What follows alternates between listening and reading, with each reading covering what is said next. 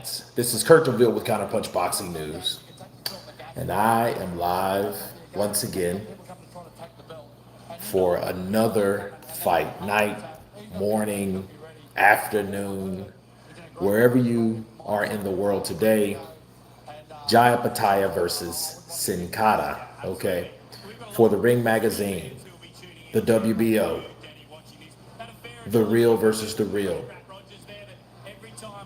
heavyweight championships of the world. It is 2:56 a.m. where I'm at. I thought it was a lot later until I remembered, like, no, no, no, no. Australia is way ahead of us. You guys are in the future. So we know Opetaia has been frustrated. You know, Cinkara is undefeated. He is 40 years old. Okay. We can't forget that. However, it's a type of fight that every fight I feel for Opetaia is very, very dangerous, very important. Because these are the fights that mean the most, because these are the fights that everything could go wrong. Not saying they will, because I think Opetaia has the tools for the day. But at the end of the day, Opetaia has to be careful. Because these guys, the last three guys that he's fought have been undefeated. You know, some people like Zordo Ramirez calls them cannon fodders. You know, and I think they said the same thing about Terrence Crawford. Chet Perry, 3384, morning from the UK. Counterpunch to you, brother. It's all about the power when it comes to heavyweights, and you love seeing it. You love seeing that big blow, and let's hope Teramona can claim one. Yeah, looking forward to that one. Been wonderful to talk to you, Matt Rogers. Now, my apologies. I thought this fight was on DAZN, but it is not. Okay, it is on UFC, a UFC network, which over here it only costs $1. So it's not too bad. It was a bit confusing to find out where it was. I was starting to get pissed. Statue of Liberty's in the NYC. Oh, you're in New York, New York. That's big. Counterpunch to you.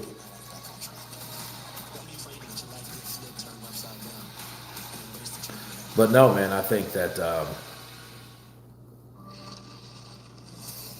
Opetaia is the guy at Cruiserweight, and I think we need to give him the respect because the way he's doing it, you know, he's totally taking guys out of the, like taking them out, knocking them out cold, needing oxygen, you know what I mean? And I think this day is no different. In fact, I think it's going to be more so because we're seeing more of a frustrated Opetaia. Now, the question is, does that make him reckless? Does it make him more vulnerable to get hit? Because, you know, we learn about big hitters, aggressive fighters. You know, it's always the risk of knowing you can knock somebody out, but then yet getting knocked out. Skrilla 50 in the building, counterpunch to you. The legendary, honorary Skrilla 50 in the building, people. You know, that's the man, you got to obey by the rules or he will get you out of here. Cody Cry, you watching Roach versus Pitbull. I'll watch it tonight. I will watch it tonight. I've been thinking about it because I know Lara, he's fighting Gonzalez now. And, you know, instead of Zenebek. And I'm like, you know what? I still support Lara. Roach versus Pitbull. Pitbull always comes to fight, so I will see it. I will go live. You know what I mean? Why not? That's going to be later, much later, but we're on top, the very top of the morning. So good morning to everybody in the building, okay?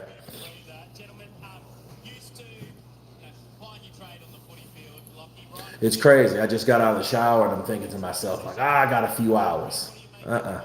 If I would have got up at 5 o'clock, I would have been looking crazy. Lara is my favorite Cuban fighter. Well, he's the only one that hasn't been knocked out cold. I know Jared Swift Hurd beat him, and that was one of the best fights that I've ever seen him in. But he beat them. He beat him. But other than that, Lara is a very competitive, very complicated, very calculated boxer. I don't think gets enough credit. I think because he was in that Mayweather realm, he didn't get the respect. But yeah, I will support Lara. Roach and Pitbull, I think, will be a hell of a fight too. I wonder if Pitbull can rise to the occasion. And then they're two thumpers, so they come to fight. They come to fight. Jacksman Winters Holiday. Good morning to you, brother. Grand Risings, Counterpunch to everyone on the chat.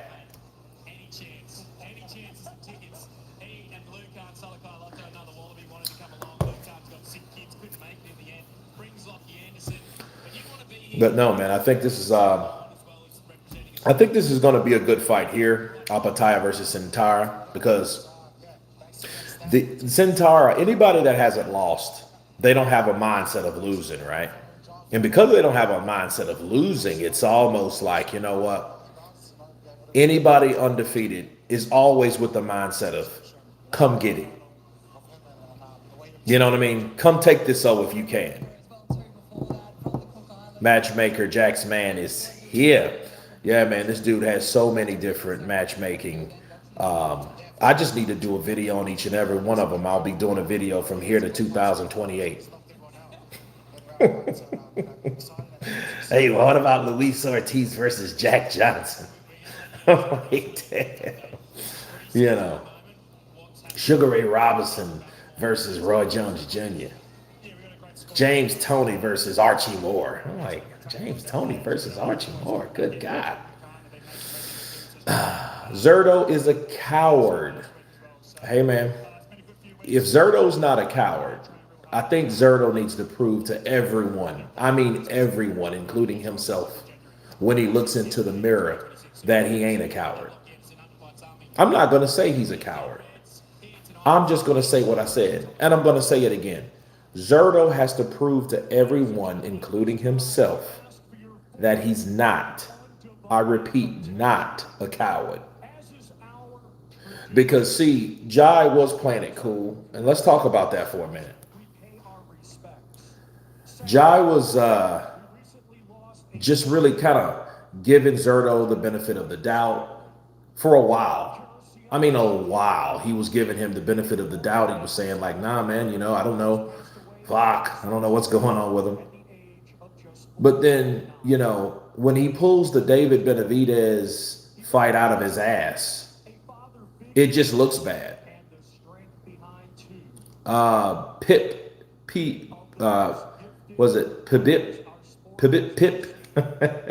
Greetings from Poland. Counterpunch to you. Luis Ortiz fought Jack Johnson in Johnson's second professional fight. I believe it. So what does that mean about Luis Ortiz? That means he's Benjamin Button. Maverick 70222. Who's the better fighter, Hulk Hogan or Ultimate Warrior? I don't know, man. I mean, we all know who's the most popular. I don't know, because I really didn't watch wrestling like that. My close cousins did, but I did not. I was there, but I didn't watch it. I just thought it was a bunch of fake shit. I was busy watching boxing. You know what I mean? I was watching guys like back in those days, Hagler versus Hearn. Hearn versus Duran. Sugar Ray versus whoever the hell Sugar Ray was fighting. I was watching fights like that back then. I wasn't really watching wrestling, And I knew how popular it was. I was around a bunch of fools. These cats they loved wrestling. And I'm like, nah, I just don't see it.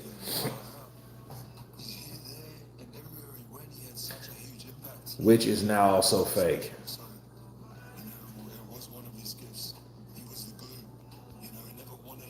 Benavidez has been talking for years saying that he will KO Artur. When the moment came, he moved up. Coward Artur is the WBC next mandatory. Well, I mean, you see how convenient that is? One size left for Kaz and it was a medium. And it also looked like Bruce Lee. So every time you look at him, you're like, so, you know, just finding the light in the darkness and always looking on the bright side of things. Talk with Kerry all the time and always asking for advice in life. He was the man. Kaz, we love you. Thank you. Hell of a assistant coach, and then very recently becoming my head coach, so it's going to be with me every step of the way. Massive impact, you know, like you take him overseas, he knows everyone, all of the top boxers. Like he'll go walkabout and you just go looking for Kerry. We waiting for him in the car. Well, what's the hold up? Kerry's inside talking to Moses. He's just a people's person and he touched a lot of people's lives. Come in, put a smile on your face. But yeah, he was always there for me. He was a really good person. Always having my back. I want to say a big thank you, and we all miss you, mate. You know, that's another thing that I want to talk to you guys about. The trainer of they're making a oh yeah, they're singing for him now. I don't know. I don't want to get copyrighted, but yeah, he passed away. So Jai Opetaia, Justice Huni, you know, those guys, their trainer passed.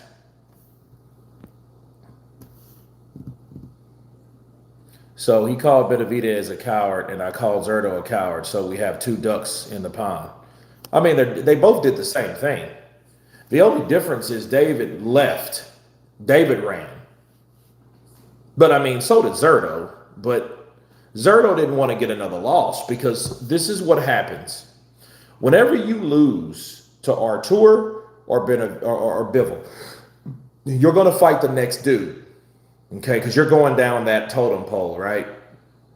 So if Zordo would have stayed at 175, and I know he's a big guy, but if he would have stayed, he would have then had to fight. He would have fought Artur at some point, and Artur would have beat him. You know, he can't show up a tie fight. That's illegal. Yeah, I mean.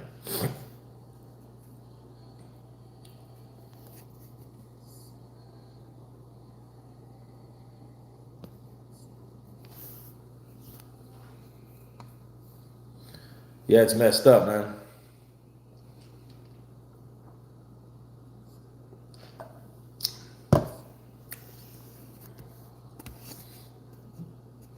You know, and one thing about ducking, it's you're not giving the fans the fights they want to see. And because of that, you're wasting time. Time is what we don't have. Do you think the trainer of Jai Opetaia and Justice Huni, do you think that man thought that he was going to die not seeing Jai Opetaia become an undisputed cruiserweight champion? You know what I mean? And whose fault is that? You know, whose fault is that? The cowards that didn't want to fight. The people that didn't want to get their ass in the ring and show us what they're made of. Boxing is a business, I understand that. But at the same time, you have to have an element, an entertainment element behind it. If you don't have an entertainment element behind it, it is what it is. Yeah, Beterbiev would have ripped him apart. He would have knocked him out, because the way he would have been hitting Zordo, they either would have stopped it or he would have ended up knocking him out, because Zordo, he's a decent combination fighter, but he's not a good enough boxer. And I don't even think he can handle the punching power of him.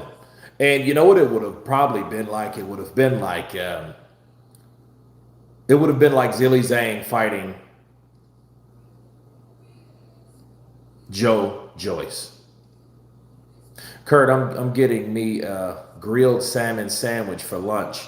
What's on the menu? You too, Skrilla. Man, I've been eating steak all night long, bro. I'm good. I'm good, man. I'm going to have me a Magic Mind here in a second.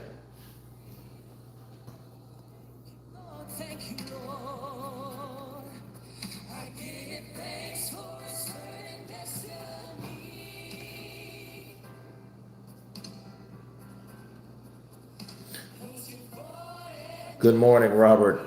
Has just woken up from his nap. Counterpunch to you. Counterpunch to you. How was the mushrooms?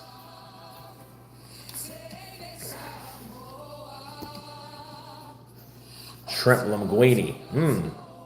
Man, Cherie Joyce in London. We hate his Ricardo voice. No, they're doing a salute to Opetaya's trainer.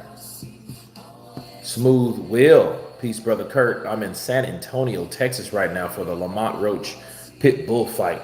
It was just a little getaway for me and the missus. Man, that's what's up. And I'm not even far from there. I'm in Austin. So I'm not even far from where you're at. Well, not too far anyway. Curciano Fui. Damn. February 11th, 1976 to November 12th, 2025. Bro, he wasn't even 50 years old. He wasn't even 50 years old. That's crazy.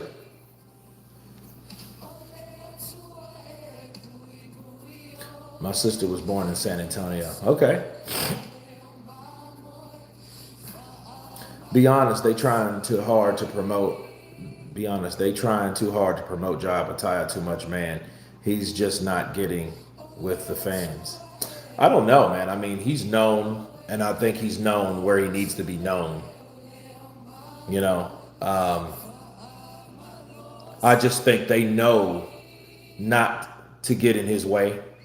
You know, stay away from that guy.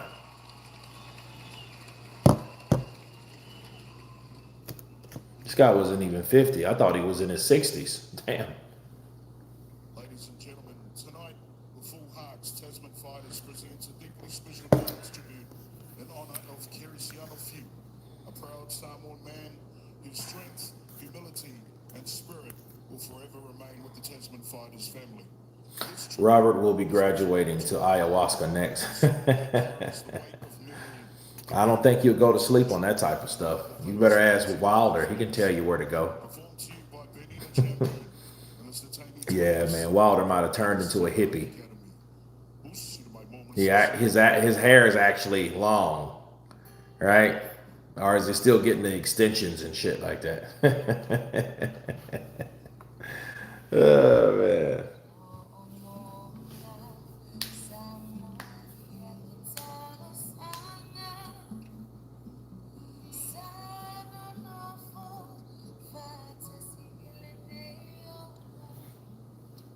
Oh, yeah, they're doing a big salute to him, man.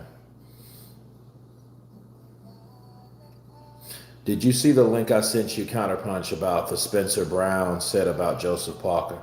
I did not. Where did you send it to?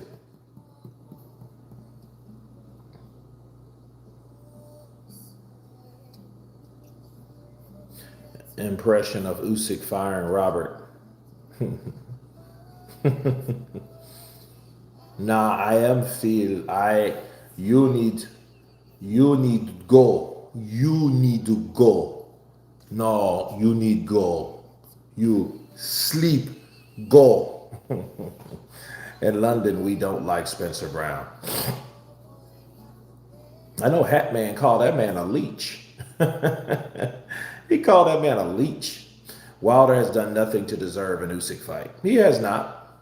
I mean, and you know something crazy, Skrilla? He might. I hope he doesn't. But don't be surprised. He may mess around and piss off that opportunity. You know what I mean? Because strange things happen when it comes to Wilder and tough fights.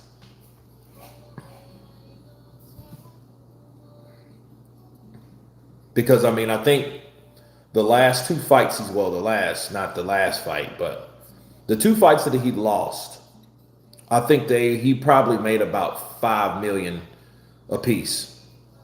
And because he made that amount of money, I think that's the money that he's been kind of pinching off of and holding back in investing or whatever. You know what I mean? And I think when that happens, I know he feels fortunate simply based off the fact that, hey, Not all of my PBC brothers are getting these opportunities. You know, those guys they weren't getting paid. They were getting like down payments on their payment by Al Heyman, by the PBC. They weren't getting, like, let's say their fight purse was $2 million. They would probably get $200,000 as a, as a security, down payment, or, like some kind of deposit, like a promise to pay or some shit. They really weren't getting what they were getting, or what they supposed to get up front. And that became a problem for a lot of people, because, except for like Adrian Broner, because Adrian Broner was doing some crackhead shit. He didn't care because he couldn't budget his money. So he liked the idea. So he was probably the only one that wasn't complaining about the money, because he just knew the way he was spending money was reckless. So he knew as long as he gets certain increments, he was okay. Andy Ruiz should be fighting Wilder. LCJ73. Let me ask you guys a question. You guys remember when Andy Ruiz and Deontay Wilder was at, what fight was that? It was at the Crawford. That was at the Crawford Canelo fight. You remember they were like the mascots and they teased the face off. They did a face off together, and then Andy kind of jumped at him with his mouth open like he wanted to take a bite out of Wilder's face or whatever. You guys remember that? Do you remember when Andy Ruiz was across from Deontay Wilder?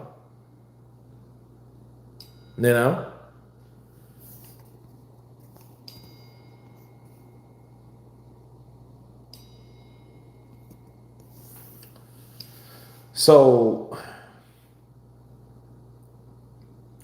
whatever happened to that? Nothing. Yeah, that was just after he beat AJ.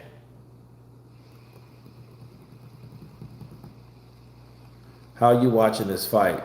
On what stream? The UFC. It's the UFC, like the UFC fight stream. It's like a website, man. And I paid $1 for a subscription, which is not bad.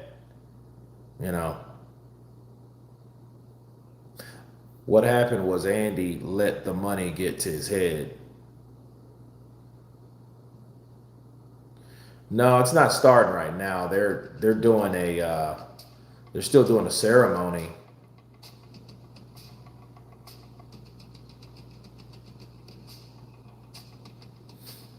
Of Jai Opetaia and Justice Hooney's coach that just passed away. The nutrition trainer put it in Parker's food by mistake. That's crazy. How the hell, and why would he do that? Parker couldn't tell that shit started numbing up around his mouth. He couldn't taste cocaine. Plot twist. Wilder just ate a Snickers before their face-off. That's why Andy tried to bite him. Probably so.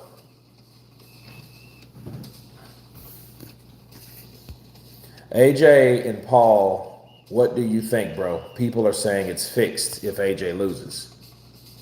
Well, I think if it's fixed and AJ just got bought out, he's going to lose all type of credibility. But then I think it depends on what type of legacy he wants to have.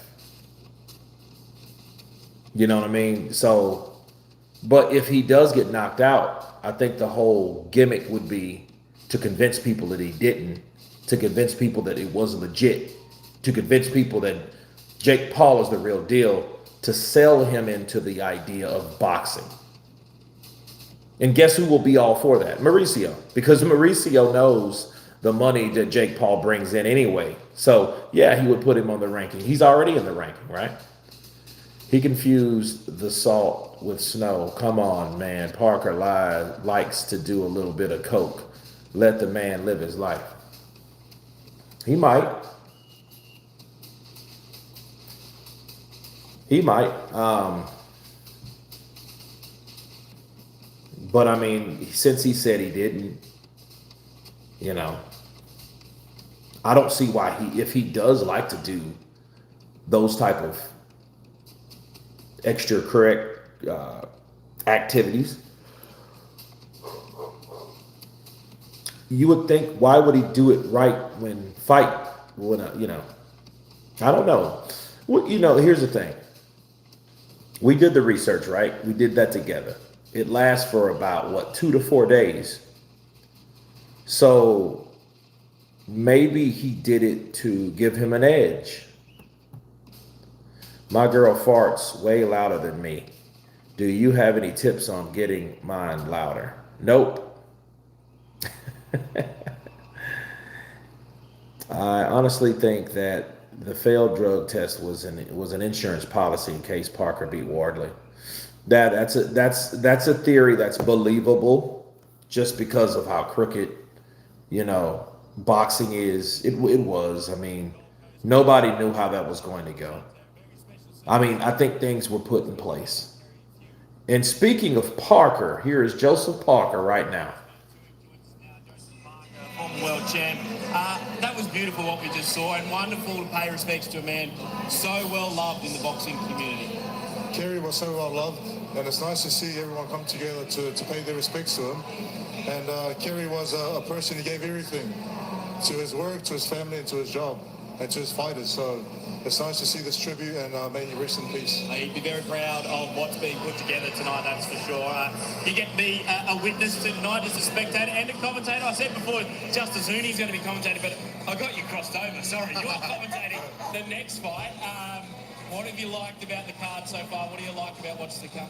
Very entertaining card so far, and I'm looking forward to the rest of the fights. But it's nice to be as a spectator and as a fan and as a supporter.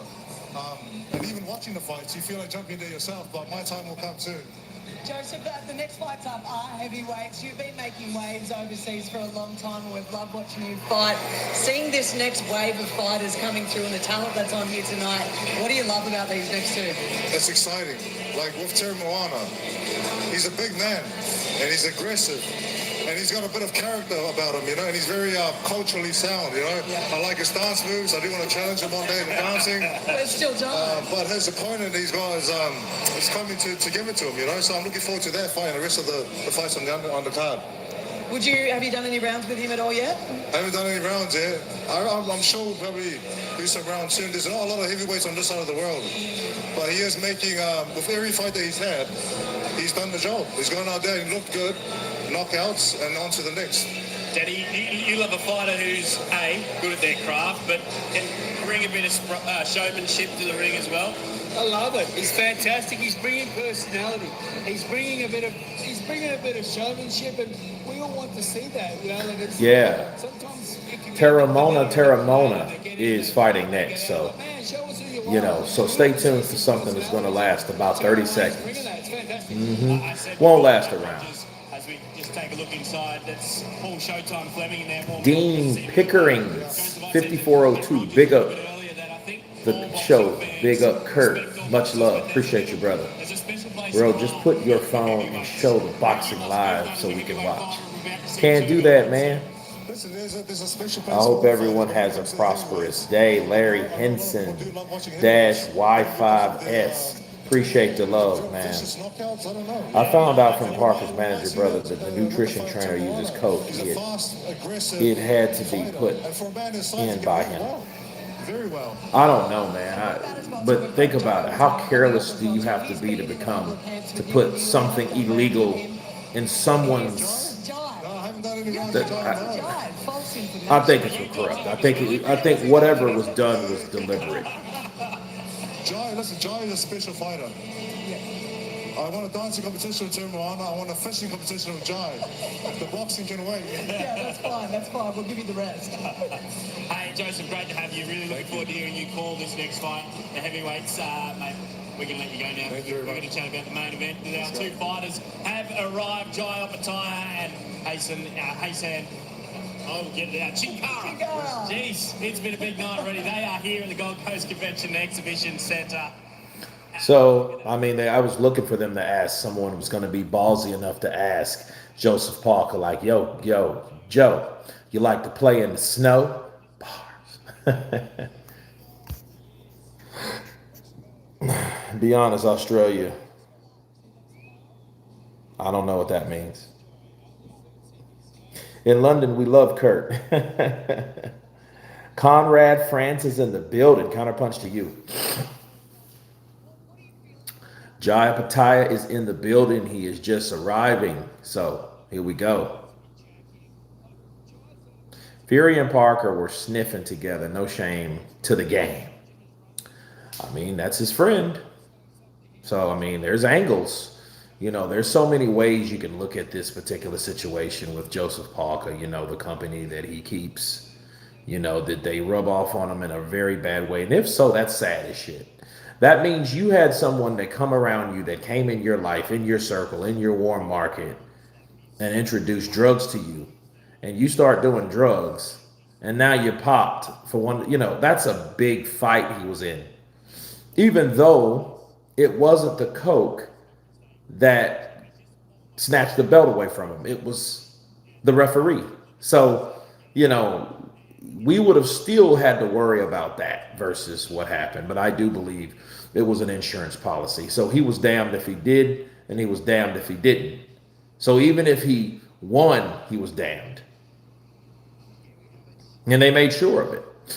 I was with an Australian bird a few weeks back. Her monkey had the depth. Can Turkey make Zordo fight Opetaia? No, he can't. Herman Montes, 37 years old. His record is 9-6-0. Teramona's record is 8-0 with 8 KOs. He's 10 years younger. So, yeah, stay tuned for a 52-second fight with Teramona. Bring back Canelo, put him in with Jai. You know something funny? That fight actually could have happened. If Canelo would have beat Bivol, Canelo would have fought Makabu. Remember that? He was going to leave. He was going to leave 175 to fight at Cruiserweight. You guys remember? You guys remember when Canelo was going to go to Cruiserweight? Well, who else is up there? He was going to fight Makabu, sure. But that fight could have actually happened. I've been tested recently. They didn't test for cannabis, I hope. Uh-oh. I hope they didn't either.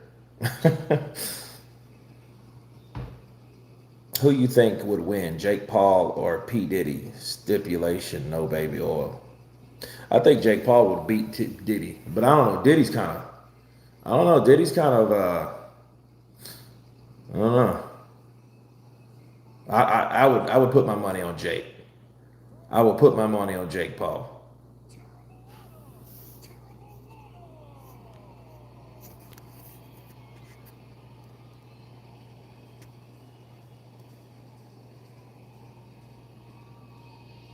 I wonder that's a good question. Mr. Under by a mile or by a mil. I wonder if anyone has ever failed a drug test on purpose to avoid a fight. That's a very good question, and you would have to think, and I can't help but to think about Jarrell Miller. Like, Jarrell Miller either had to just miscalculate or he knew that they were going to catch him. Like, to have that many drugs in your system, to have all that going on, to test positive for all those different things at one time, you know what I mean? I don't know. I don't know. I think he miscalculated because I don't think that Jarrell Miller would have went through all that shit just to not think that he was going to pass. I think he felt, I'm going to pass this test. And you know what? Jarrell Miller probably would have did exactly what Andy Ruiz did. It wouldn't have been like Ruiz did it, but it would have been an outcome probably the same, where he catches AJ with something, and AJ, clams up with pain because it looked like he was just not ready to take shots. Tony Lyons, 97-72 Morning Peeps just jumped on. but can't stay long as I've got to go to the dentist this morning. Hey, I understand that. Tua was sick when he fought Lennox Lewis. It would have been the same, man. David Tua really upset me that day, bro. I was hurt. Fury snorted a football field of cocaine to avoid the Klitschko fight. He didn't want that fight. He knew he wasn't going to take that fight.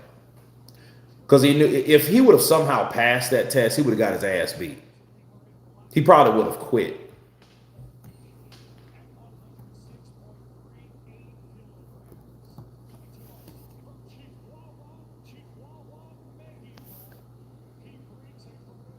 This man is 9-6-0.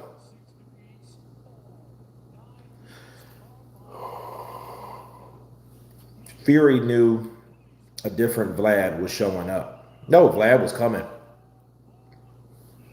You seen how Vlad was looking? Yes, I will get you, yes. Yes, you think? You think so? I know so. I know so.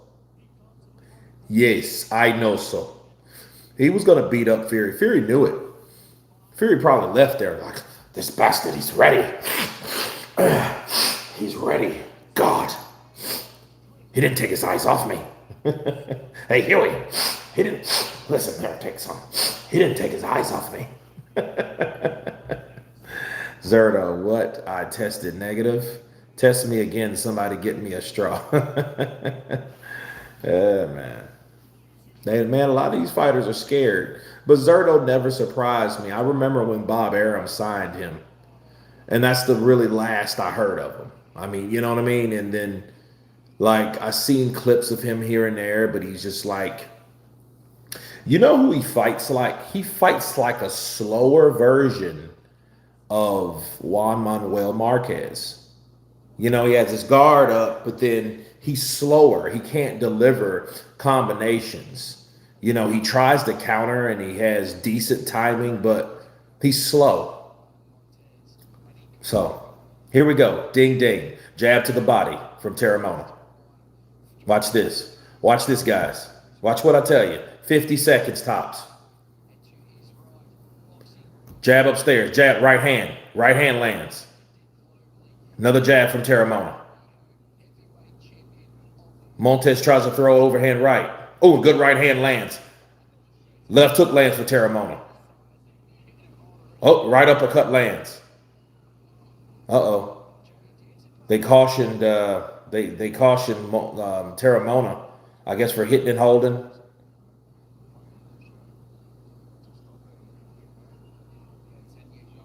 Oh, good right and a left. Left hook, right hand.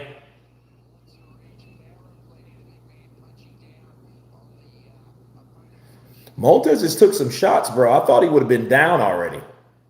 I know he got stunned. Good jab from Teramona.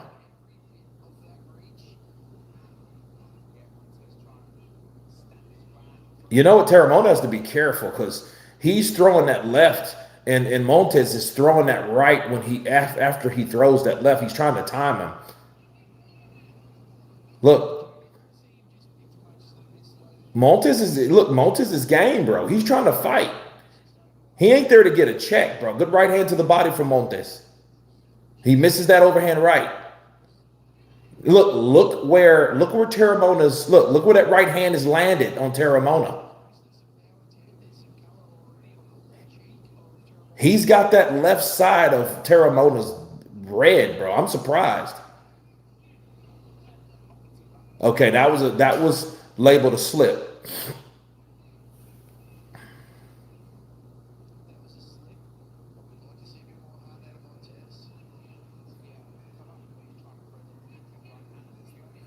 And I've learned something about Teramona. His defense, like, he's tall and rangy, but his defense needs to really improve because I've seen him trying to mix it up. Good right overhand, right uppercut.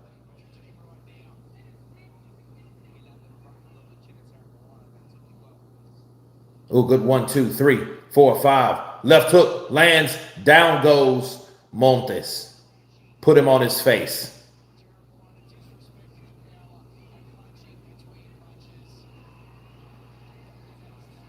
It's over.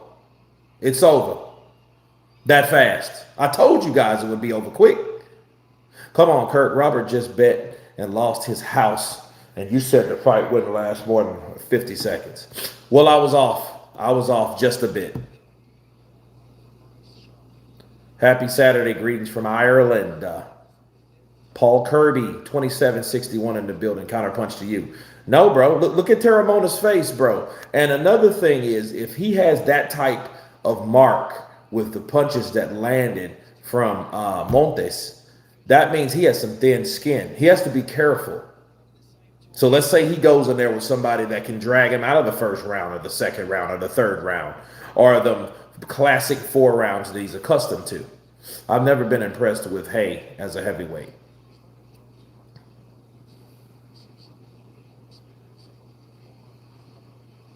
See, that right hand, he was throwing that right hand when Teramona was jabbing, then he was throwing that left and then that right, but he was dropping. If you notice, he would throw that left and he leaves his left side wide open, and he's tall, and he's trying to trade with a shorter guy. That could have been bad. Now, let's say that was Andy Ruiz or somebody like that. Teramona's ass would have been in trouble because, you know, one thing about fighting someone short like that, and Montes maybe is about 6 foot. You got to be careful, though. I'm learning about this guy, you know. So it's good to see flaws to see if they can correct the flaws, you know. Your mistake just lost Robert his house. You need to at least give him a bag of shrooms. Was Hay pump up cruiserweight? Yeah, he was. And his power is his counter speed. Yeah, but I mean, Teramona got chin checked. He got chin checked.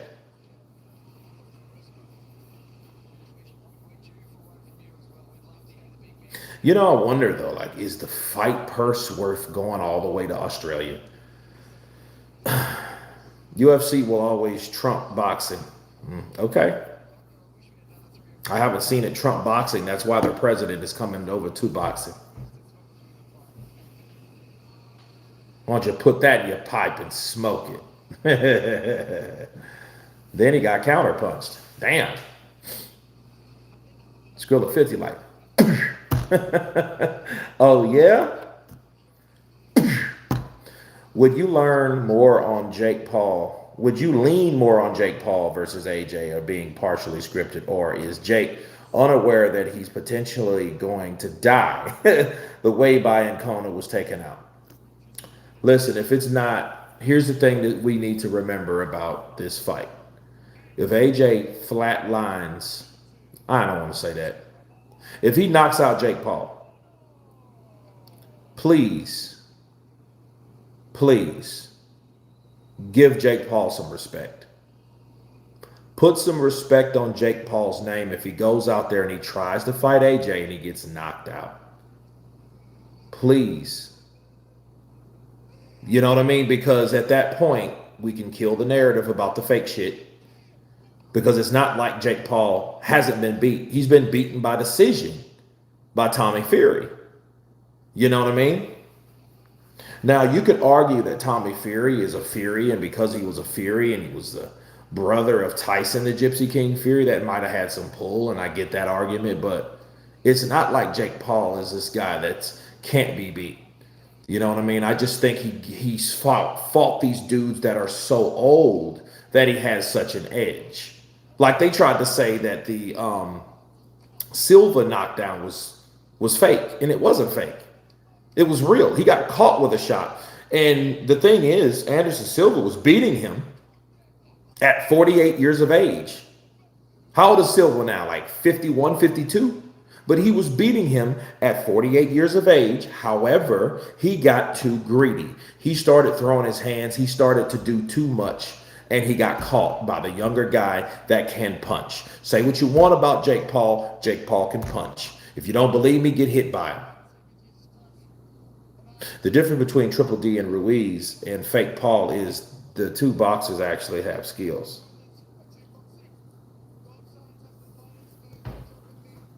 We're 9-0 now, and like we're just going to keep on going all the way to the top. I've got a great team over here, my coaches, my managers, so they're just going to do, you know, we're going to get all the way to the top, become champ. We do want to see you go all the way to the top and be the champ as well too. Who are you looking at now to really test you to go beyond what we've seen so far in those first and second rounds? You know, I've been asking for Australians half for a bit. I've seen Stavan's fighting Taliba next year, so you know I can have the winner of that if they want. I'm ready to fight anyone in Australia. Let's get it on. But yeah, now look, oh mate, German, like, he's a good fighter, you know, look at me. Everyone knows I like to have a bit of a rumble in the scrap, but you know, we're still learning, we're still developing. I just got to get a few more rounds out, but now all respect to my Mexican opponent, gracias, my amigo. We've seen, well, a lot of people haven't seen as much of you during that amateur tournament as well too. Obviously 2 Olympics to boot as well. What has changed so much from where you were as an amateur to how you are now as a pro? What's changed? Well, stopping everyone in the first and second round in the amateurs too, so I would say nothing much changed, but we're working, we're developing. Opetaia and Mexican Monster will be a good fight. Who do you think will win? I don't know. I mean, I think David has I think he has a chance just based on he can fight. But then, will he want to fight? You know what I mean? Like, see, this may not be the fighters themselves. It may be the team. It may be the financial business team around these fighters that say yay or say nay. If you think these fighters call their own fights, make their own decisions, you're tripping.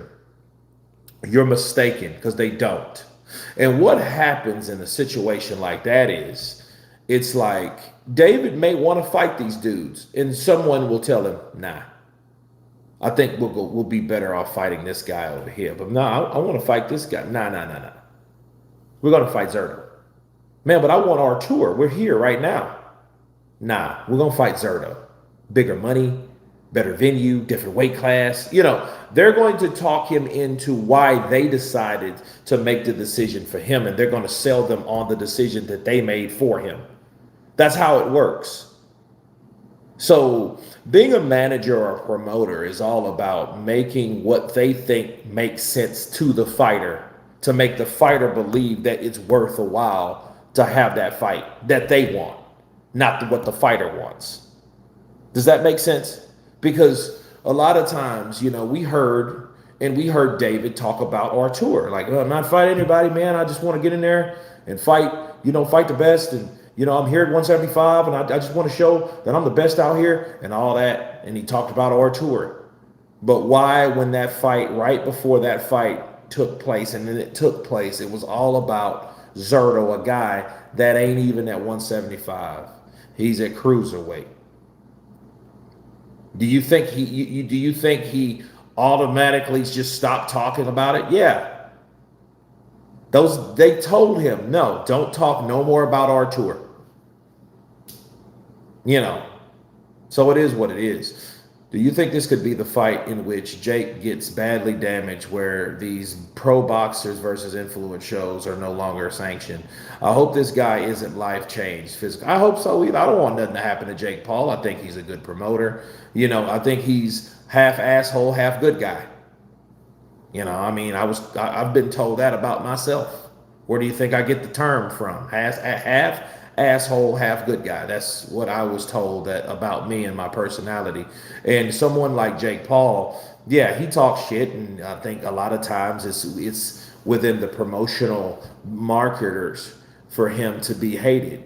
You know, I think people are supposed to hate Jake Paul, because the more you hate him, the more you're gonna go to see him get beat. And I think that's the whole model, the whole marketing model when it comes to Jake Paul. You know, just some douchebag dude that you can't stand, you know what I mean, that talks a lot of shit, and you know what I mean, and he's successful, and the more successful he becomes, the more people hate him or dislike him. Okay. Jackson, man, I agree that American boxing needs to be resurrected, but White won't be the reason. He lowballs fighters that risk their lives, and that's something I can't support. Well, that's true. I do agree. I think Dana White, he has to come with some money if he wants Americans involved, because what's going to stop an American athlete to join the sport of boxing versus going to the NFL? You know, Huseyin Cinkara is in the building. I think we're almost half a whole, half good guy with a sprinkle of crazy. Yeah. I like how Jake promotes women's boxing. I love me some Alicia Bumgardner. Yeah. Tight rocking body, bro. Fit, tight, sexy, ready. Yeah.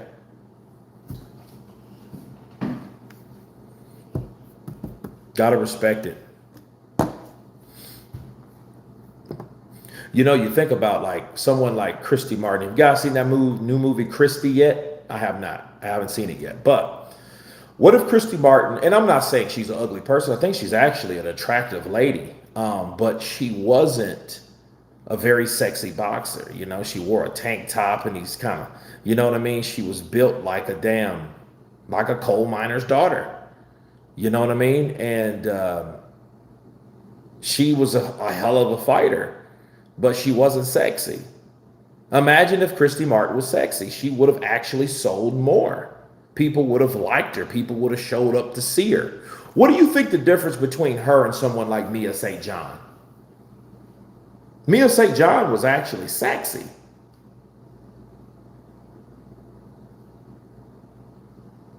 Who's fighting right now? No one. We just got a first round stoppage at Teramona. He beat a guy named German Montes.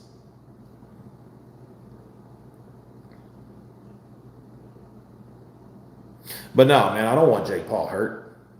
You know?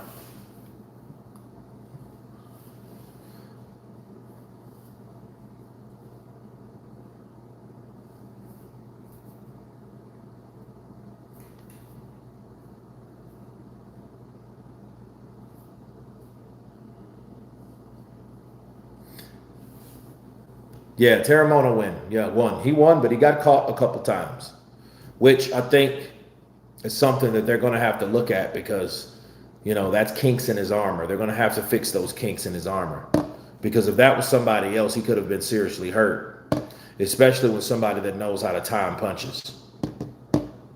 Somebody that knows, you know, is good at timing, better than German, he may have a problem.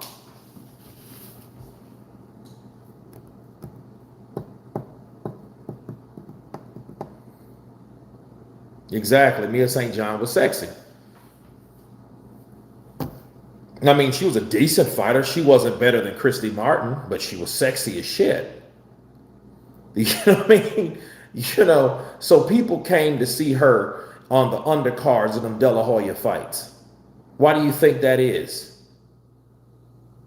You know, you had the card girls and the chicks inside the ring too. How many more fights to the main event? I think you have 2 more. Nope, Martin would have mopped the floor with Mia St. John. Yep, she'll beat the shit out of her. No questions asked. You know, and Christy, you know, fought Layla. You know, and that was a big jump because, you know, Christy wasn't that big. Layla's a big girl, bro. Like, if you even look at little ass, she's not small, but she's smaller. Like, what's the chick's name that's fighting now? I can't even remember her name. The Guote. What's her name? Clarissa. Clarissa Shields is small compared to Layla. You know what I mean? Layla's a big, tall girl. What do you think? You know, we're big people, bro. We're tall.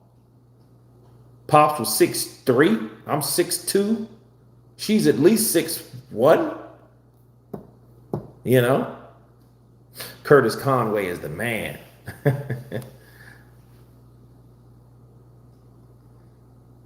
So, I mean, it is what it is. Now we got Sky Nicholson. Yes, Sky can get it. Eddie ain't a fool. Eddie ain't a fool. You know what time it is with Eddie. Eddie, you know what time it is with Eddie. Must be early hours in the States. Bro, it's 3:51.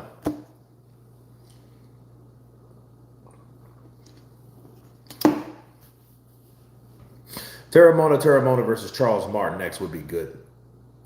And probably 3 more fights I could see. I don't know about now.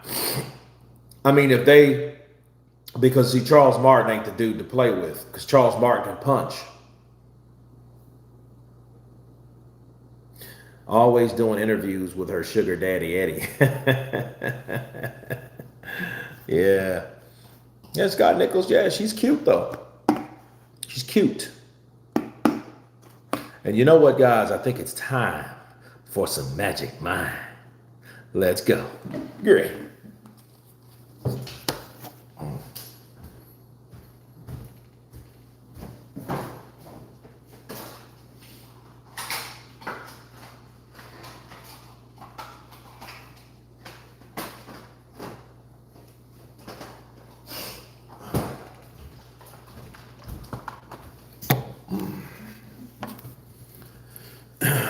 Now, for those who don't know, if you want a brain supplement, I mean one that's going to actually work, you got to try Magic Mind, okay? If you want a sharper mind, you want calm energy, you want to stay laser focused, you have to try Magic Mind, okay?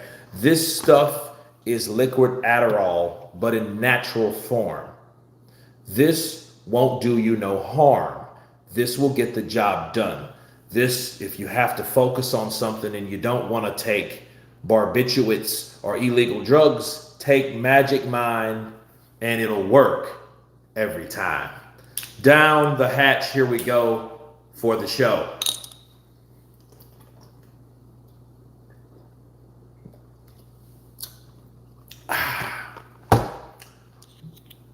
Now the catch has a bite, but that bite will get you right. Magic Mind, people.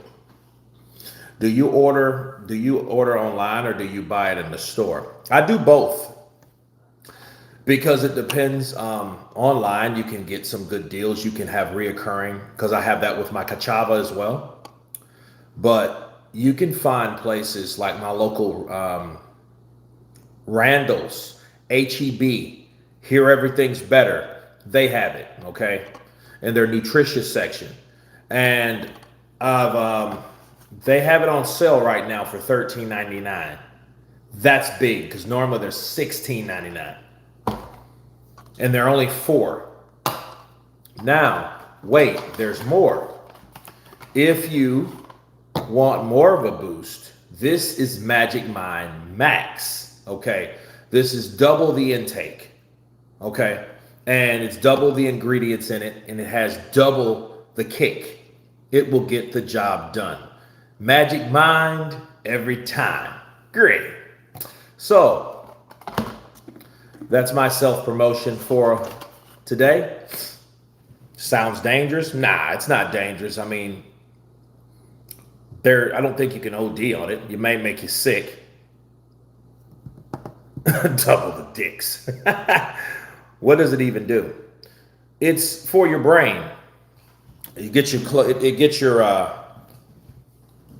brain, makes you more clearer, gives you focus, energy.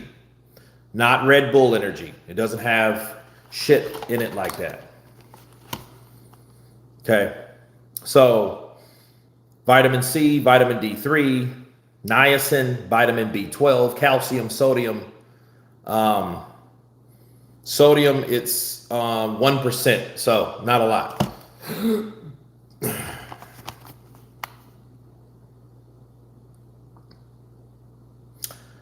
So it also has like organic ashwagandha root, bocopa, manieri, whole herb, okay, turmeric, organic sordiceps, L-theanine.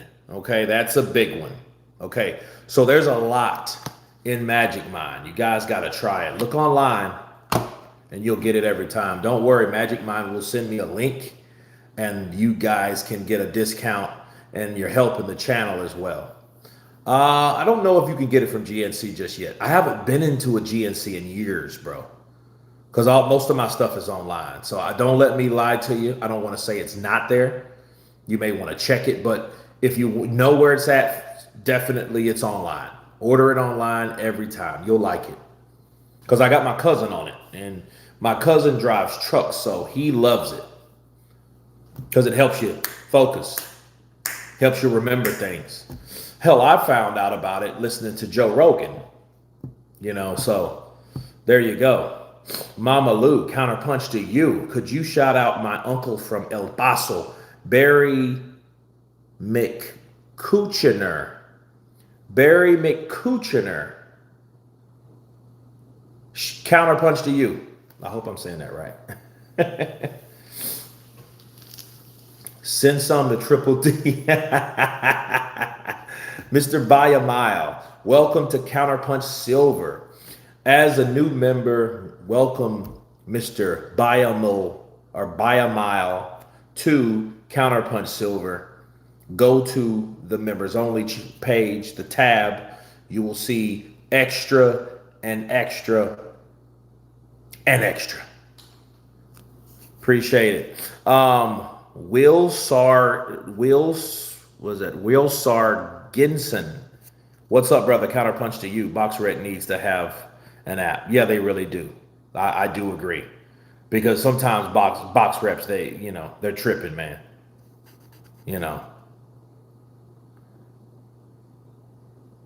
Be vocal. Salute, my brother. Love your work. Counterpunch to you. Marco Los. Guys, where are we watching this fight? The UFC Fight Channel. Triple D needs the whole damn bottle. I'm going to tell you something actually good though. I've been taking for a couple months, and it's great for your liver. All natural. All this stuff is natural. So I don't take stuff that's unnatural. Okay. I don't drink Red Bull and stuff like that. Like, if you see me drinking a Coca-Cola or something like that, I'm eating a Papa Murphy's pizza with the fam. You know what I mean? But other than that, it's mostly hibiscus tea and water with lemon and, things like that. Cold pressed juices, which I have a lot of that in the freezer because I stocked up since I've been home. So, yes, it is. With her badass. Yep, that's her to this day. She's bad as shit.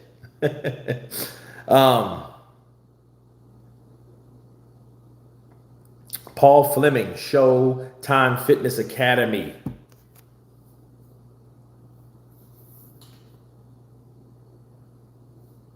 Ring of Fire.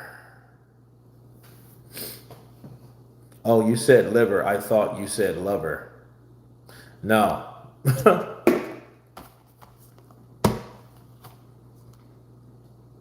But no, man, I went to Mac. Actually, I was in the grocery store today, and I seen these for $13.99, and I stuff like that excites me. You know what I mean? I'm like, oh snap, So Jake Willie, 18 and 2 losses. Do you think the Bronze Bomber can pull it out of the bag? Bro, I'm going to tell you something. If Deontay Wilder somehow, first of all, if the fight happens by itself will be a treat. To see Wilder fight for a unified title would be unreal, for one. And for two, let's say He actually pulls that shit off. He catches Usyk with a shot, with that right punch, that right time. Do you understand what would happen to boxing? Boxing will just be set back. Then you know what? There will be no winners and there will be no losers. Because then we're looking at a platform of fighters that still haven't fought everyone. Tyson Fury would probably try to fight Wilder again, which would be smart. Or he would fight Usyk again. But even if he was the only one, if he could beat Usyk, bro, that would be crazy. People would lose their shit. People would lose their shit. If Wilder knocked out Usyk, people would lose their shit. I mean, it's crazy. I'd fall off my chair laughing if Deontay caught Usyk straight down the pipe. That shit would be crazy. Because you know Wilder would come back. You know. Who's going to win, Torres or Sanchez? I'm not sure. I don't even know if are they fighting? But if Wilder knocked out Usyk, bro, that would be so crazy for boxing. But you know what? In a sense, it would make boxing honest. Because then boxing would go back to zero. Because there would be no one that's just undefeated I can't say no one's that's undefeated, but it's no one that you can look over someone else. Usyk beat AJ. Usyk beat Fury, which beat Wilder. Usyk beat Dubois. That beat AJ. And then Usyk gets beat by Deontay Wilder. But you know what people will do? Of course, they will jump off the Usyk bandwagon. And when they do that, the analyzing will start. The criticizing will start. What will they say, Kurt? Do you know what they will say? Well, first of all, who has beat Wilder? Because people get more practical. Who has beat Wilder? Zhilei Zhang and Joseph Parker. Usyk hasn't fought any of them. The first thing they're going to say is, oh man, we all know now that Usyk would be beat by Zhang, and then Joseph Parker would have beat Usyk. That's why they didn't want to fight him. You're going to have those type of conversations. You know, that's why we love heavyweights. Anything can happen. Absolutely. Because the reality is, it's not about who beat who. It's what happens on the night with any given fighters in the ring. You know, it's how they prepared for each other at that moment. It ain't what they did before that. None of that matters, especially when a punch lands. Because if you think it does matter, if you think your analyzing is correct, if you think you got everything figured out in boxing, tell that to the punch that knocks a mother sucker out. Tell that to that. You know, just overrated Luis Ortiz. Luis Ortiz, he can't find a fight. But you know why he can't find one? Because nobody wants to get their ass whooped by a 50-year-old fighter. Nobody wants to get beat by a 50-year-old fighter. Who wants to get beat by Luis Ortiz? Nobody. Because they know all the jokes, all the rumors, all the backstory behind this guy. Man, he sparred with Lennox Lewis, or he fought Jack Johnson, or he sparred with Joe Louis and Jack Johnson. All these particular rumors about Luis Ortiz, and he beats you? Yeah, you're going to look foolish. Wilder fans are delusional. Ortiz was overrated. I don't know, because I think Ortiz was pretty good until he wasn't. I just think Luis Ortiz can no longer take punches. You know what I mean? But we found that out the night he knocked out Charles Martin. Charles Martin put Luis down from a jab. And he wondered how the hell he got on the seat of his ass. You got on the seat of your ass because you got jabbed. You got jabbed. I will be the spearhead behind all those jokes. The Wilder fight for Usyk is dangerous. That's fine.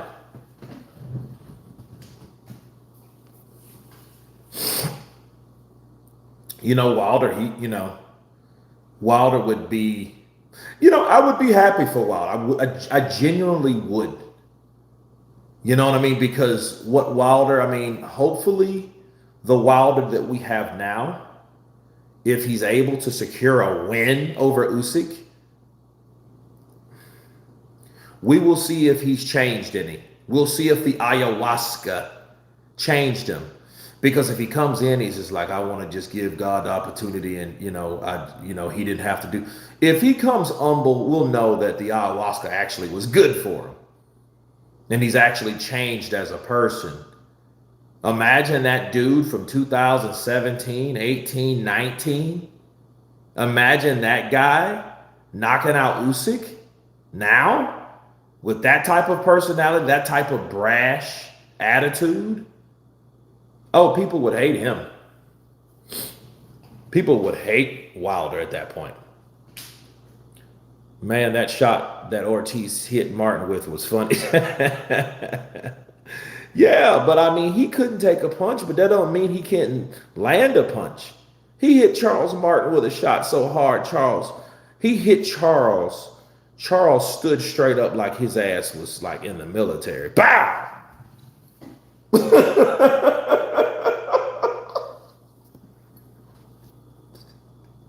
He hit him so hard, bro. Skrilla 50, why are we right? Bro, we are right here. I was just thinking, I just didn't say it. Telly Givens will come back. Yeah, she probably would. And I wouldn't take her back. I wouldn't take her back because she left him when he got knocked out. I thought about that. Every time I see that replay of Deontay Wilder getting caught with that right hook, every time I see him get caught with that right hook and his head dribbles off the canvas, I think of what she did right after that. I think of her running down there, getting in her car. This is what he did to me. You wait for this man to get knocked out and then you filed a restraining order? Bro, that's some dirty stuff, man. So yeah, if he becomes the unified champion of the world, she may come back.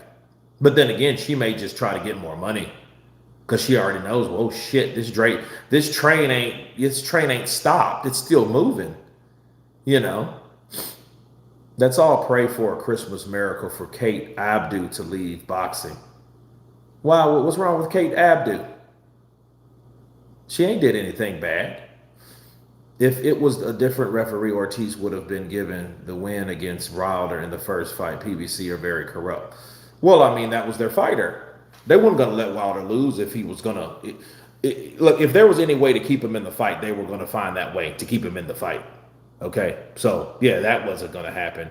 Oh, you're talking to a person that was I'm an avid Cuban supporter.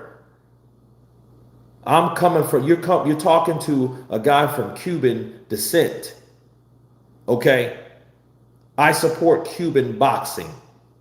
All the way from Florentino to Edislandi Lara to Rigondeaux to Casamayor to Hurtado to Diabeles. Okay. So yeah, I know. Look. When that happened, I saw it. I knew it was bullshit. But what are you gonna do about it? In London, we hate Kate Abdu. Knows nothing about boxing or football. Can stay in boxing, but Malik Abdu, on the other hand, he can go. Man, I think Malik Scott really knows boxing, man. I think he studies it. I think he's just, he had Wilder and Wilder just, didn't want to get taught. From where do you have that cap got Pivo? Shout out from Slovakia. D.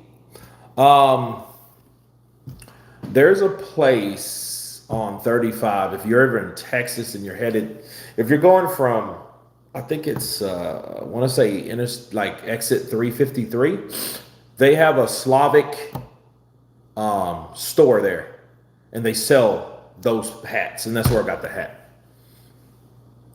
They have all kind of good stuff too, bro.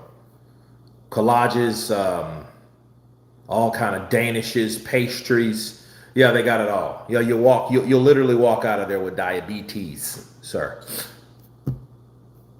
What was sad about Wilder versus Zhang was Wilder was actually starting to come out of his shell in those last 2 rounds. That's when he got caught. He was trying to throw punches, but he didn't understand that Zhang is built like a tank. That man is a wall. He is the wall of China. And he found that out when he hit Zhang, and Zhang didn't do anything. Zhang just came forward. That's why I get Caballero was smart for going to the body for Zhang. He went to the body with Zhang, took the air out of the tires, deflated those lungs that were already compromised, and closed the show. But he still paid for it because he had to deal with the artillery of Zhilei Zhang. He had to deal with that. He had to deal with that shit. And he ended up on the canvas because of it. But that didn't stop him from he didn't stop him from doing what he had to do.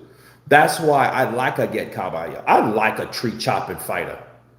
You know, people think that I'm against Mexican fighting. That's bullshit. That's bullshit.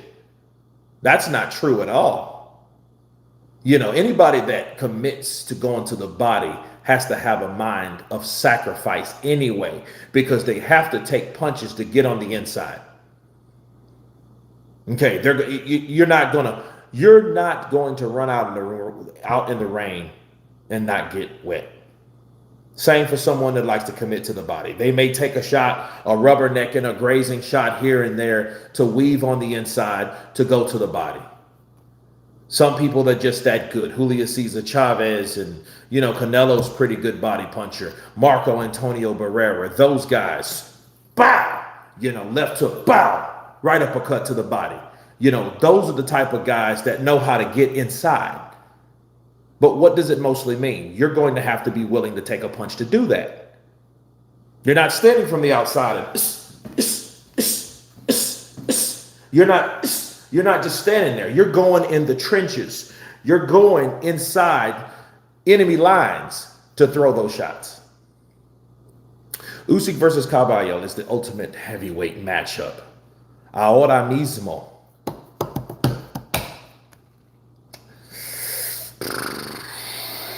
I think he is the guy though that gives the most problems to Usyk. He's young enough, he's strong enough, he's tough enough. I think he's talented enough. I mean, I think it will be a good fight. I still think Usyk's faster than him. However, though, you know something?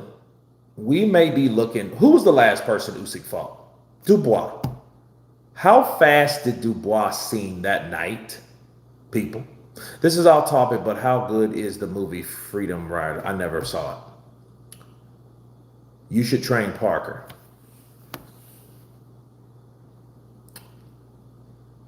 See, perception is a mother sucker. And I'm going to tell you that because of this. Dubois didn't look that fast to me. But neither did Usyk. He was just faster and better than Dubois. It didn't mean that he was just this blinding speed. No, he looked a lot more stationary himself. Maybe because he knew that he was fighting someone that is slower than him, someone that he's been in the ring with. I get all the variables about that, but at the same time, he didn't really look that same speed that he was in the first Joshua fight. He's a totally different fighter now, but maybe it's just based on the game plan. Or maybe he slowed down to that degree that you can see that he slowed down to that degree. And that being said, fighting someone like Aget Caballero may not be as easy as you think it is. It may be an actual hard fight, especially someone that likes to go to the body.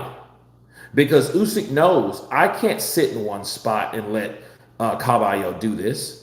I can't do that shit because what is he going to do? He's going to pick me apart. He's going to throw lighter shots. He's going to throw harder shots. He's going to go to my insides. I got a box from the outside. I have to keep turning this guy because if I don't, he's going to pressure me to the point where he's going to go head, body, head. He's just not going to go to the body. Any of the fights that you've seen him win, and there've been all of them, you know, with the let's take Arslan Bekmambetov. Arslan Bekmambetov, he wasn't just targeting his body. He was going to the head upstairs. He would throw a 1-2, then a right to the body, then a left, and a right, then a hard left to the body, and then he would come upstairs with an overhand right. He would go head, body, head, body, head, body, head, body, head.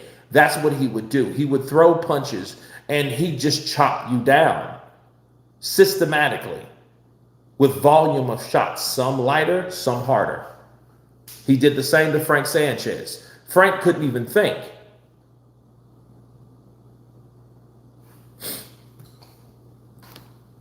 Triple D, dumb doofus Danny. But seriously, though, those guys, man, you need speed to beat Usyk.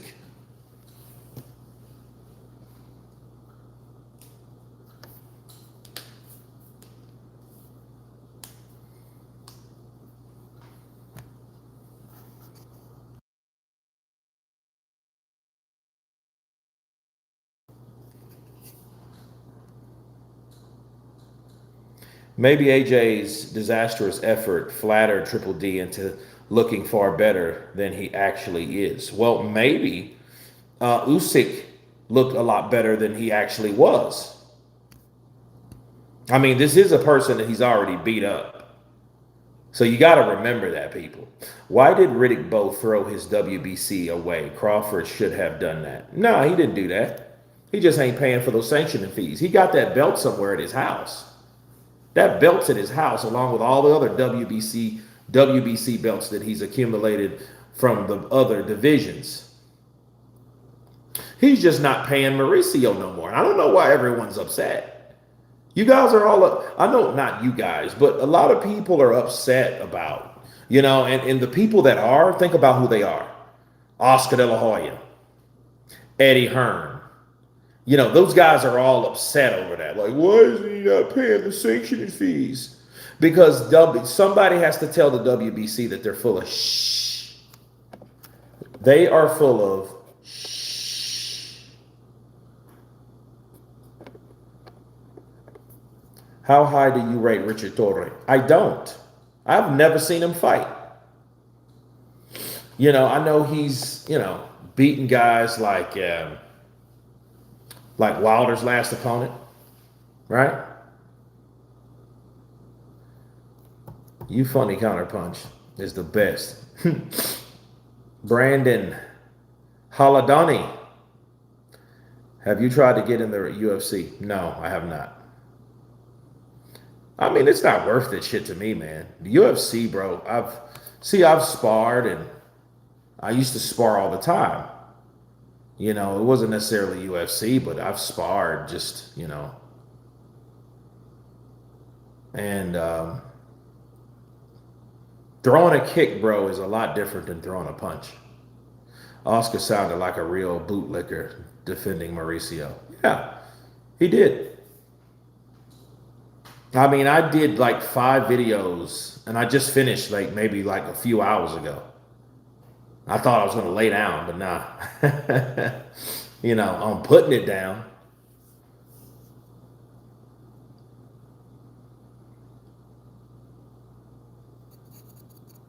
But no, Oscar, he's trying to, because he doesn't want that shit to spread.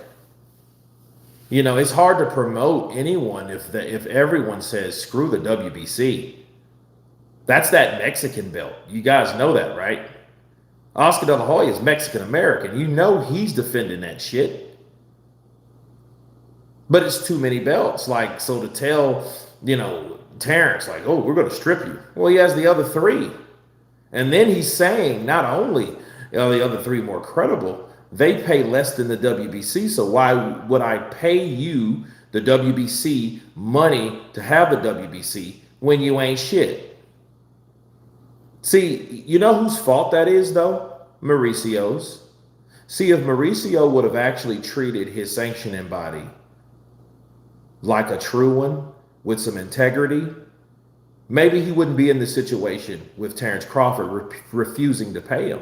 It's almost like, well, if you just get caught up and you get known for all these dirty, crooked ass things and all these controversial, contradicting things in your sanctioning body, and then you turn around and it's like, you know, you get known for that. Then what happens though?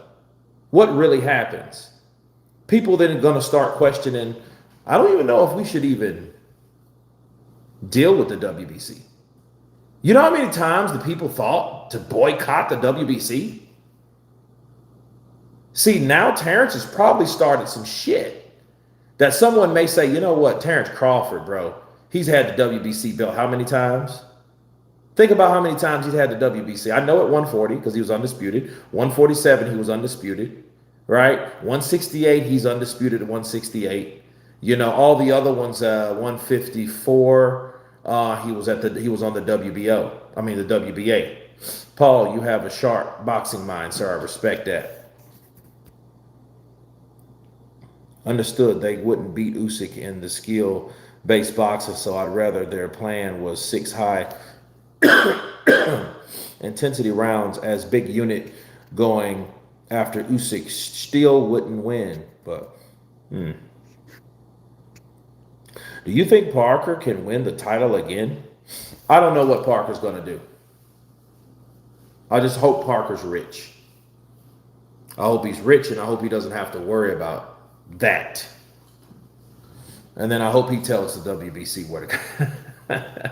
I don't like the WBC. I think they should humble themselves. If Wardley can inherit a relinquished title, almost anyone that cracks into the top 15 can win a title. I think it depends. I think it depends on who you're promoted by. I think it depends on who you are and where you're from.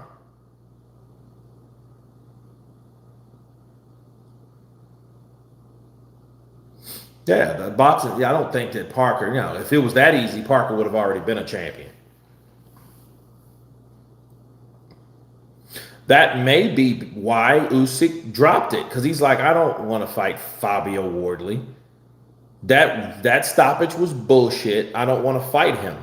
He's not worth my time.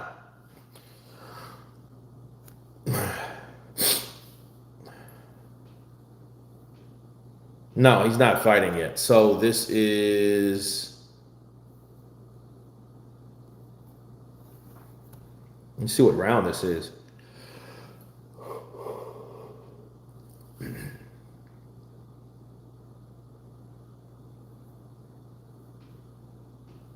Do you think White being played by the WBC and Wilder for years ruined his career? Yeah, I mean, it helped.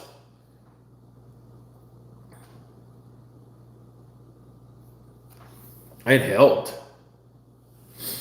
Because they didn't want to do right by White. They didn't. If it was up to the WBC, they still wouldn't have. They would have never done White right. Never. Tyson Fury gave Dillian White his opportunity before he retired. That's one thing you got to give Tyson Fury credit for. He did that. He said, you know what? I'm going to give Dillian White his shot. The man's been waiting over 3 or 4 years. So I'm going to give him his opportunity, and that's what he did. And he beat Dillian White fair and square. Where White's train stopped and the bullshit began is when he claimed that Tyson Fury pushed him and fouled him. Like, no, bro. You got caught with another uppercut, which is your kryptonite, and you went timber and your legs weren't under you. Kurt, question. What if to this day wins, then what? Then he will be the unified heavyweight champion of the world. And then that, you know what that will mean? That statue out there in Tuscaloosa, Alabama that we visited last year. If you were there, if you weren't, you weren't. But yeah, you can check it out live. I visited the Deontay Wilder statue to this day, right? he would have earned it. He would have definitely earned that statue. Then now it would mean a lot more because his legacy has been sealed from him being the WBC former, the IBF, the WBA, the two-time WBC, the unified heavyweight champion of the world. Bro, can you please tell me who is fighting right now? Paul Fleming versus Jake Willie. They're fighting right now. Okay, then what's next? Fight. Wilder probably wouldn't fight AJ because, as soon as that happened, you're going to hear a lot from Eddie. Eddie then is going to want to fight Deontay Wilder, and he's going to want a Joshua to fight Deontay Wilder. And, knowing Wilder, he probably wouldn't do it. That would be a dope fight for the fight for the belts. That would make sense. Imagine Wilder with the belts. He is the A side, Wilder, AJ. What'll happen? Wilder will remember. I remember when I was the team captain and you did me wrong, which actually he didn't. I was actually surprised that Eddie Hearn chose Deontay Wilder as the captain of the 5 versus 5 Matchroom versus Queensberry. You know what I mean? So it is what it is. Did you shout Bomb Squad next to the statue? No, I don't think I did. I think damn. No, I didn't. I shot it to this day, though. I got a short. So if you guys don't want to check out the live, I got the short. You know how short our attention spans are. If you want your attention span longer, you should try Magic Mind. Great. Wilder wouldn't know how to deal with the defending against mandatory. It wouldn't matter. Because, see, he knocked out Usyk. He's the only one in history that done that. So the pound-for-pound best fighter in the world was just dethroned by the former WBC heavyweight champion of the world, Deontay the Bronze Bomber Wilder. Do you know what that would mean? Bro, people, all those channels that probably went dormant like someone's bald head, hair in their head. Oh, they would come back full force. They would come back full force. You know, shit would explode. I would be happy for him, but, we get to know what his character is because he's in position to show, because he's where he has what he's wanted to have. If he was actually after all the belts, he would fight Fabio Wardley. So, yeah, the Fabio Wardley fight would be on the table. The AJ fight would be on the table. The rematch with Alexander Usyk would be on the table. Then there comes another payday for Deontay Wilder. Deontay Wilder is then set on top of being set, on top of being set. He would be where he needed to be. He would be the man for as long as he had those belts. Unless those belts required him to do what? Mandate. Satisfy the mandatories, which is something that he may not be accustomed to. He won't have an issue with the WBC because they don't make you do shit. Mauricio ain't going to make Deontay Wilder do a thing. But the IBF, yes. The WBA, maybe. Okay. Alvin V. 1987, counterpunch to you. Kurt, I believe your favorite fighter is Wilder, low-key. I like Wilder. I've missed Wilder. If Wilder did that, it would be a throwback. Because everything Wilder would say or do, I could counter. Good or bad. What people did when they seen me talk about Wilder, and it wasn't an ass-kissing video or it wasn't something praising him, it was something more critiquing or criticizing, people was calling me a Wilder hater. People would say, oh, you hate Wilder. Well, when I do a Wilder video that was promoting Wilder, people have something else to say. It was a yin and a yang. It was a positive and a negative. This ain't Dante's Boxing Nation. This ain't fucking Aki. This isn't Boxing Ego. This isn't the ILDBC. This isn't those type of channels. What Wilder does, I'm going to give my thoughts on it unbiasedly, just like I do everybody else. So there you go. Kurt, you should have thrown your helmet at Wilder's statue like Rocky did. I didn't have a helmet. And I'm not defaming or damaging public property like that. They'd probably throw my ass in jail. Shit, they had my car license plate and all that. I probably wouldn't even made it out of Alabama. So, no. They just thought, they see, a lot of times people don't know the difference between critiquing and, all that. CC Motion 1998 counterpunch to you, brother. Telly Givens would look worse than her godmother, Robin Givens, if Wilder beat Usyk. Kurt, do you speak Spanish? Claro que sí. Yo hablo español. Yo hablo español. Diferente formas, está bien. Who you got, Prime Usyk or Prime Vladimir?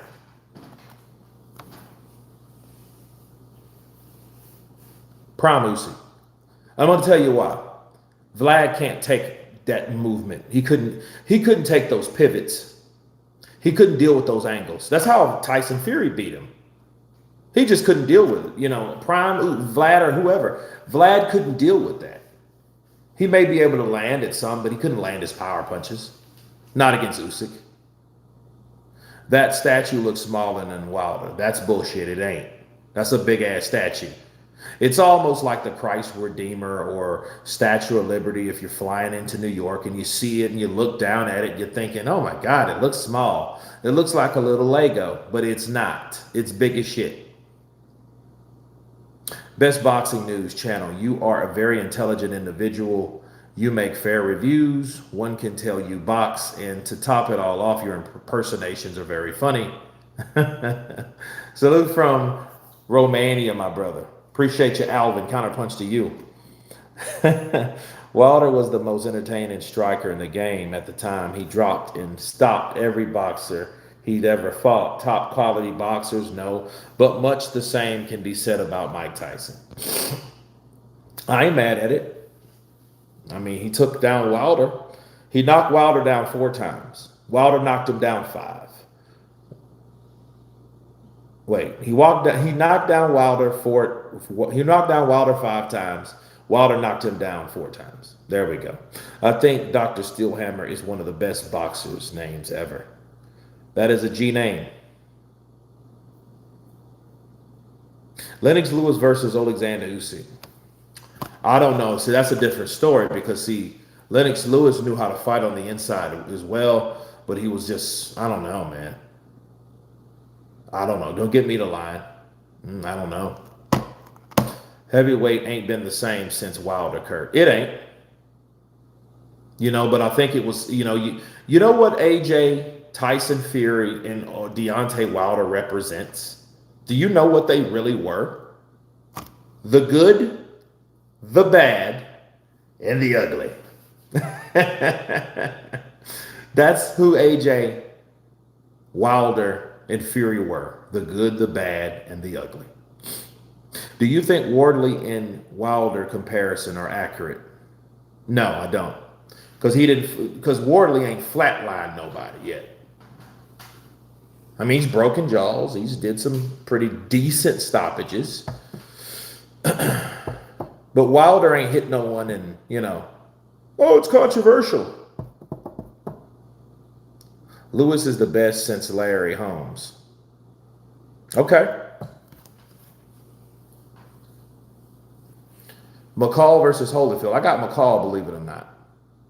Kurt, what high school did you go to and when did you realize you had a God-given gift to counterpunch boxing? Oh, I don't know. Maybe I went to school in Louisiana. North Louisiana. And I probably didn't know that I had a gift until I started the channel. So maybe about 11 years ago now, almost 11 years ago. Is Usyk on Ali's level or not? He is. You can be mentioned with it, but I think it depends. And what sport did you play? I played football. I ran track. In high school. Yeah, football and track. Could Wilder get in shape to fight Usyk? Yeah, I think he can.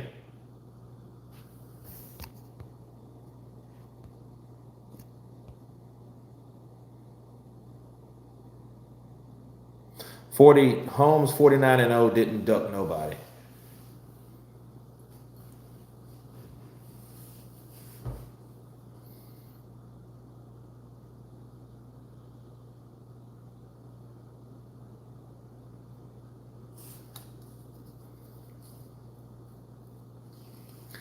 Usyk versus George Foreman. You understand, man, those 90 fights were pretty tough. They were pretty tough, man. Fury ate boar meat sandwiches, though, and got away with it. So I can definitely understand why Wilder felt he was cheating, but got wild with the accusations rather than focusing on 1 or 2. Or you mean 2 or 3? I think Caballo got the style to beat Usyk. What do you think? Maybe. They have to fight, though. The 70s George Foreman. Big unstoppable force until he was. I think that Ali fight got to him a bit. I mean, but you know, he did say that everything that Wilder did, he did. When he took a loss, he had every excuse in the book. George Foreman did. Facts. Hold on a second.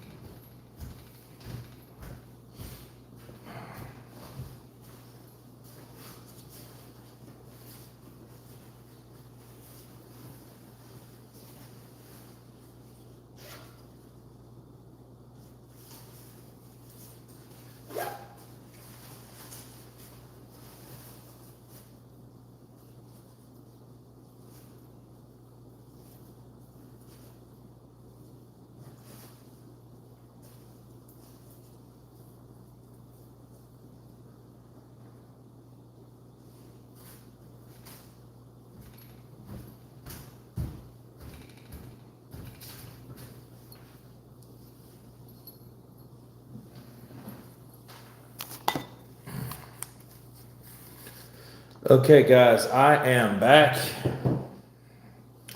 I had to get my other concoction that I use in the morning. And this is Dose, okay, for your liver. Now, it has milk thistle, organic turmeric extract, dandelion powder, and organic ginger.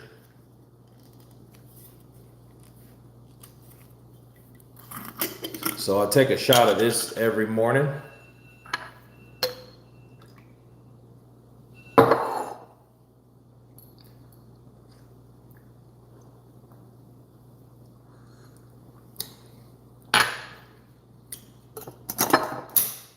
And one thing about this here, this shit is delicious. Damn it.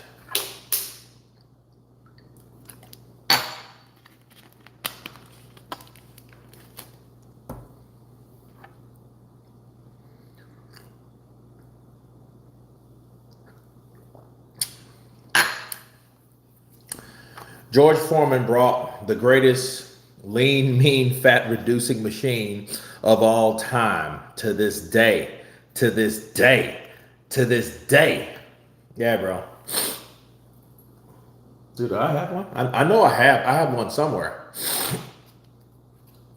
Dude, I had a George Foreman grill for like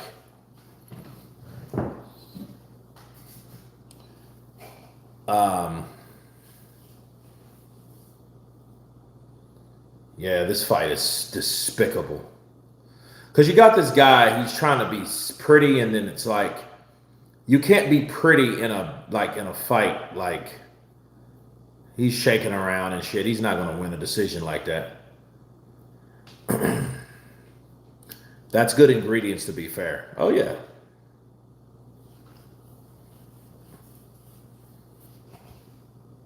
Kurt, what does cachava taste like? Cachava, it depends. You got chocolate, you have vanilla, you have mancha, and then you have another one I haven't had. But the only two I've had was chocolate and vanilla.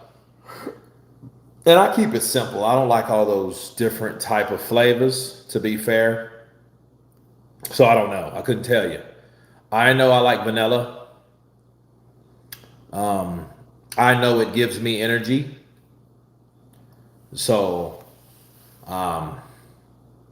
it's crazy. I got all kind of shit, man. I have, now I've recently started taking pumpkin seed oil, ashwagandha, and niacin, right?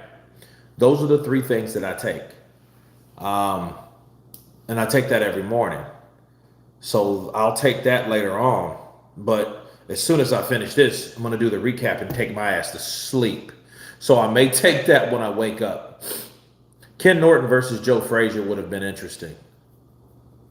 I would have been good, but it is what it is. Usyk needs to fight his mandatories and stop fighting has-beens. Well, I mean, like Floyd, Money Mayweather, everybody has they have their own opinion. They're entitled to their own opinion.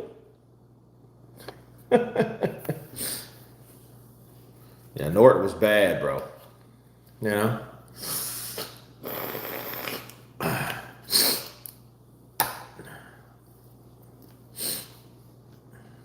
Kurt, have you seen The True Detective Season 1 with Matthew McConaughey, filmed in Louisiana, 10 out of 10 crime, thriller, 8 episodes? I think so. It's been a while, though. And, for the record, man, it's so many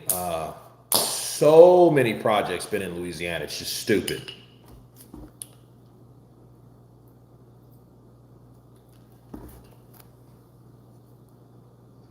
To make this official.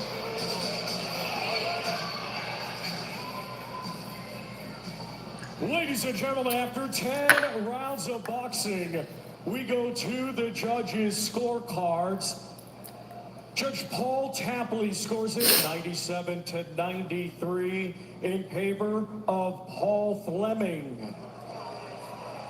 Judge Chris Condon scores it 100-90 in favor of Jake Wiley. And Judge Sabrina Kerr scores it 95-95. This bout is a split draw. Yeah. Well, it is what it is. Who would win, 50 or Diddy? I don't know how Diddy's been living his life now. If Diddy's just been sitting around kind of moping, that's one thing. But if he's been like training and focusing on, he sent 50 Cent flowers, right? Like as a subliminal warning, like, yo, I think you need to stay the hell away from my life and my business. You know what I mean? Thought you were putting that fight on. No, sir. No, sir. Didn't Bruno win the WBC or just Tyson? He won some belt. I can't remember what belt it was, but Tyson came over to fight from him, and that's exactly what he did. Kurt, it looks like you were taking a shot of ranch dressing out of the container. Nah.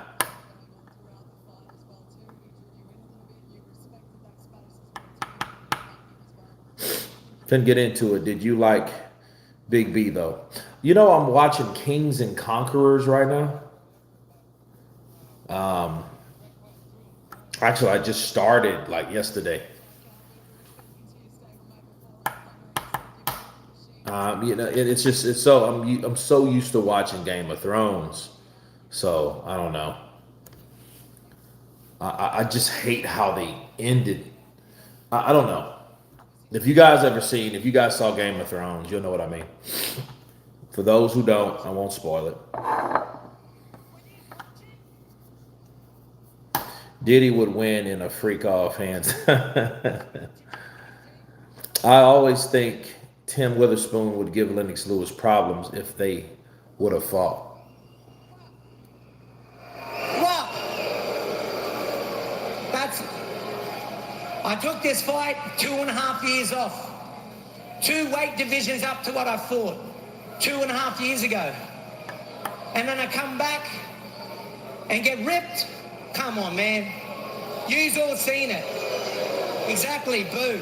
Paul, do you think you did enough in the 10 rounds? Listen, all respect to Jake and his team. There's been no bad words this whole thing. But him himself can go home and have a deep think, and he knows he lost that fight. He knows he lost that fight. They love to hate him. If he did, then he's don't know shit about boxing. All right, big reactions here in the ring. Going Greeny, up to you. He goes by the name Showtime. All right. Okay. Is Sopranos your thing, Kurt? Yeah, I like Tony, man. I like Tony. It was a good series, you know. Like that's one of those ones that you could watch if, like, you know, like I almost really want there to be another pandemic so everybody could sit at home, so like everyone could take a time off, get the same pay, get paid, but just reset, and then you could just kind of just do nothing. A big chill, a big break, a big freeze, you know? And I'm saying that shit and it might happen, but, you know, if anybody asked about Kurt showing the fight, you'll be kicked immediately. Yeah, don't ask about the fight, man. You're going to get kicked out. You know, it's just security. Because, I mean, I cannot show you the fight. I can't show you the fight. You know. Another seriously underrated show was Deadwood. I never seen Deadwood, though. I mean, I think I tried to watch it years ago, because I know it's an older show. I was a fan of Oz, though. Oz was a good show. So Oz was my show. New York Undercover was my show. You know, that was a pretty good show. I love New York Undercover. And it was crazy because, like, I just recently started watching it again, and it was just nostalgic, bro. Nostalgic.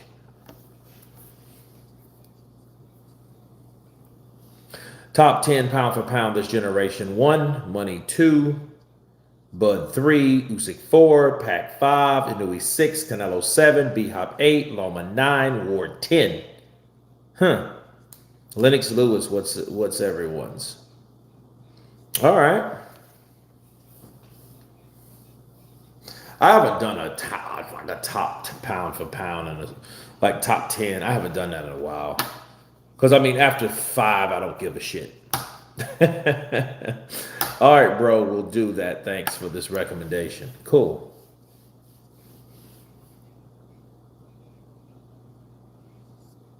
There's this noise about some bird flu that's worse than COVID, so you might get your wish.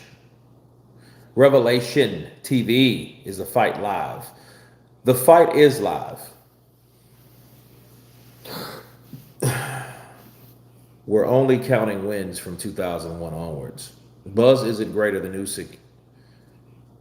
Here's Fury _GOAT. Usyk fought more dangerous opponents and names. All right. I gotta go. Take care, Kurt. Alvin V 1987. Thank you, brother. Appreciate you.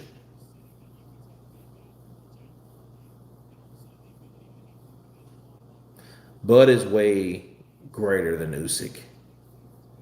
KO of the year?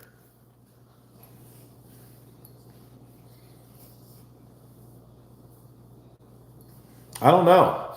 That's a good question.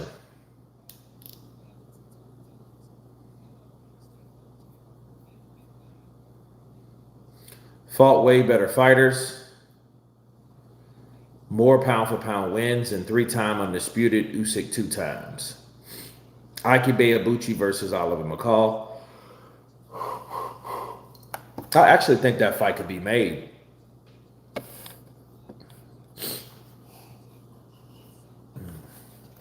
I actually think that fight could be made, man.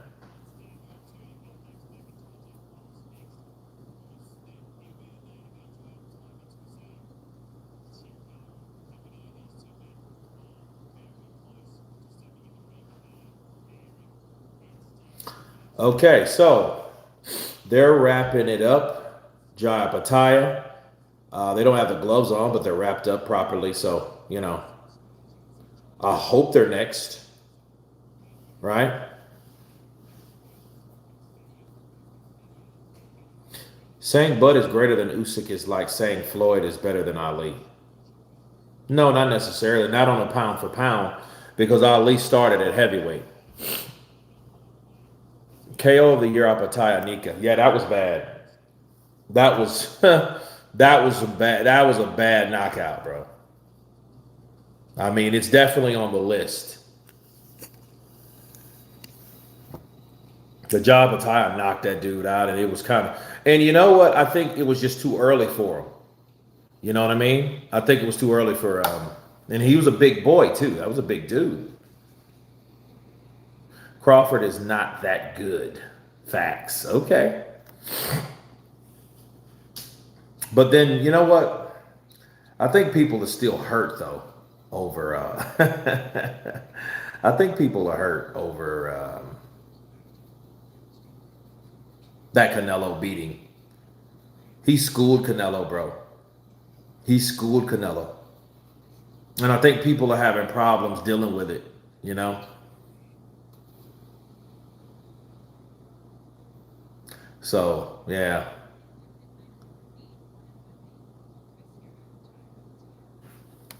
Uh-oh. All here to see you. How do you feel? I feel good, man. You know, it's been a pretty relaxing day. You know, calm before the storm. Now, it was a pretty intense weigh-in yesterday. You guys stared straight into each other's eyes, and everyone in the crowd thought you were about to punch on right then and there. The intimidation is real. How are you feeling going in against Huseyin Cinkara tonight? I feel good. You know, we've done all the hard work. Just got to box smart, do our game plan. You know, capitalise on his mistakes. And what do you know about him? What are you going to take into tonight's game plan, if you can give that away to us? He's come to fight. You know, I think he wants the brawl. So, you know, we got to box smart, do our thing, don't do nothing stupid, and just do what we do best. You know, we adapt in the ring. So this is the fun part. Now, you're doing amazing in terms of staying busy, staying active. The crowd loves to see it. The stadium sold out 2 weeks ago, and the rest of Australia is here to see you. How much does this mean to you to sell at a place like this and then be able to set a stage for your peers on the stage tonight? Man, it's huge. You know, I haven't seen the fight night. You know, I just rocked up and we're straight in the back. You know, we'll be sitting here chilling, so we won't see much of the fight night. But, you know, I hope everyone's enjoying it. You know, a lot of hard work goes in this. You know, a lot of hard work goes into our fights. All the fighters, you know, the people that put, you know, the podcast, the cast together, the fucking fight nights, all of it, you know what I mean? There's a lot of hard work that goes into these things. So, you know, shout out to everyone. And, you know, we hope I put on a good show for everyone. I'm excited to see it. Everyone in the stadium is excited to see it. Is there one final sentence that you have ahead of the fight tonight to your opponent, Cinkara? It's go time, man. You know, I'm pumped for the fight. Let's do it. There you have it. Jai Opetaia versus Huseyin Cinkara tonight on Stan Sports Ring of Fire. He is all business, isn't he, Jai Opetaia? He's so cool and calm, and he's fearsome. He's ready to go to war. So, those are the last words of Jai Opetaia. So, you know, I'm ready for it, man. I'm ready for Jai Opetaia to get out there. You know, I mean, I know that was a pre-recording. That wasn't just then, okay? Because I mean, he wasn't wrapped up. You can tell. So they just threw that in there or whatnot. But understand, they have to make this time work because Teramona is knocking people out quick. Jai is so unfiltered. Yeah, man. He's that guy. He's that guy, man.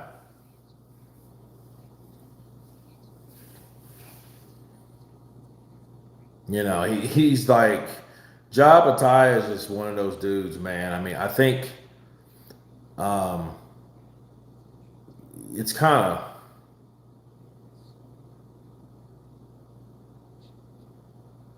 but I like that though. You know, I mean, we have the David Tuas, the Joseph Parkers, the Teramonas. Most of those guys are all the same type of fighters, or the same mentality. They're like just good guys. Whereas Jai Opetaia is a little different. He's rough around the edges. He speaks his mind. He talks a little, and it's not he talks shit. He's unscripted. He's unfiltered. You know, he doesn't have a filter. If you got a guy that doesn't have a filter, you can't help but not to like him if you're a real individual. You know what I mean? If you're a real individual and you're not a fake guy, you're not a company guy, you know, and you don't get offended by hearing the word fuck, you would like Jai Opetaia because you're going to hear that. You know, Jai Opetaia reminds me of, a South Pacific bloke that likes to, drink a beer here or there and just sit around. Once we're warriors type. You know what I mean? So people that were raised around South Pacific Islanders, Micronesians, Polynesians, like I was, you would know how that lifestyle is. Getting up and eating corned beef hash and rice and, adobo and spam sandwiches. You know what I mean? If you know about that. No, I'm not. But I know about that. I was raised around those people. If you know about Kelagwin and Finidini and adobo and stufao and, if you know about that type of lifestyle, I only have Jai, Bivol, and Better Biev beating David. That's it. So, no. And I've actually been asked that. No, I'm not Polynesian at all. But, okay, we have McIntyre and Jed Morris. 21-26, 8-0 to 8-2.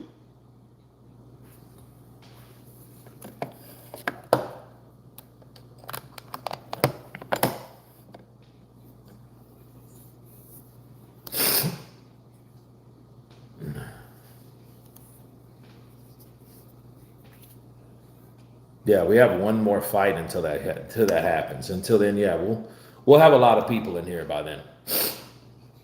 Skrilla, notice how he's yet to list how Usyk is greater than Bud. I watched Boys in the Hood last night, overrated by old dogs. Yeah. That I've seen that movie 100 times as a kid because I might have been 10 years old when Boys in the Hood came out. So the movie's 35 years old. And I was about 10 when it came out, so do the math. David is a great fighter, and I respect him for taking his own path instead of sitting on his hands and waiting for Canelo Alvarez. Well, here's the thing, though. I don't know if he's really trying to make his own path. I think he's trying to do what people are informing him to do. Because he should be fighting Artur Beterbiev. Then he could fight. I think the Anthony Yard fight, Anthony Yard's been beaten by anybody that was anybody. You know what I mean? He's been beaten 3 times by 3 other fighters.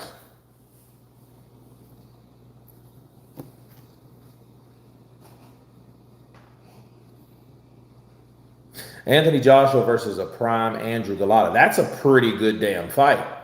Because, see, Andrew Galata was a pretty good fighter. You know what? I think Andrew Galata would have beat AJ. Hell, that's if he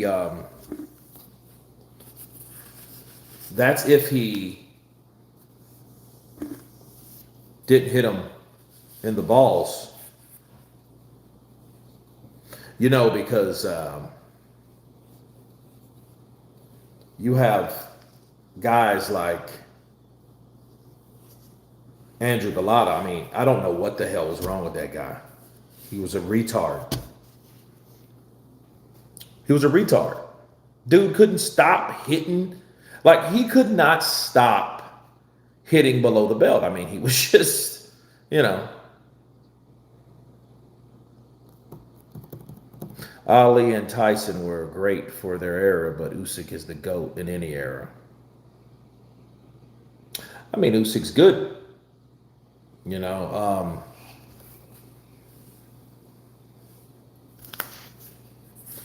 in all that shit we're talking about Usyk, if he gets caught by Deontay Wilder, all that shit's gonna go away. Watch how funny that's gonna work.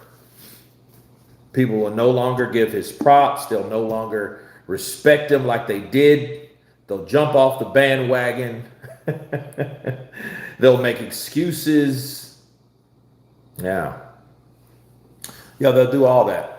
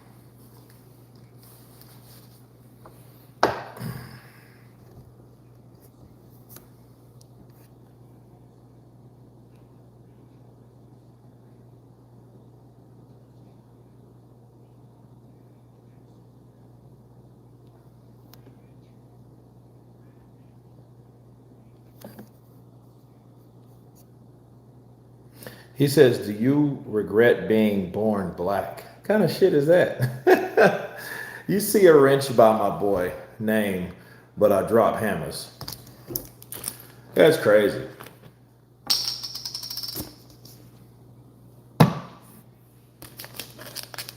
Kurt, I hope Kurt, I have been following you for a long time, my man. I want to see that 100K. You might also know me by Boxing Redemption. Hell yeah. I remember Boxing Redemption.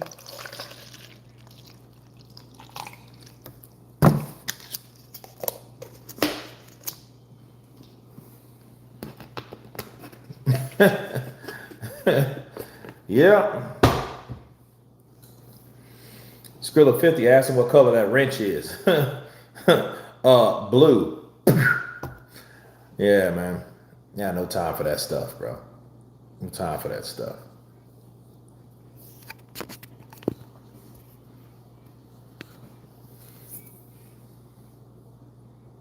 Do you regret being human?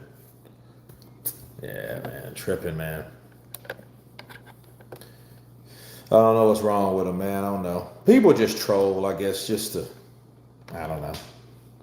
I guess people want attention, you know? And I guess, like, unfortunately for some people, the only way they feel they can get attention is what?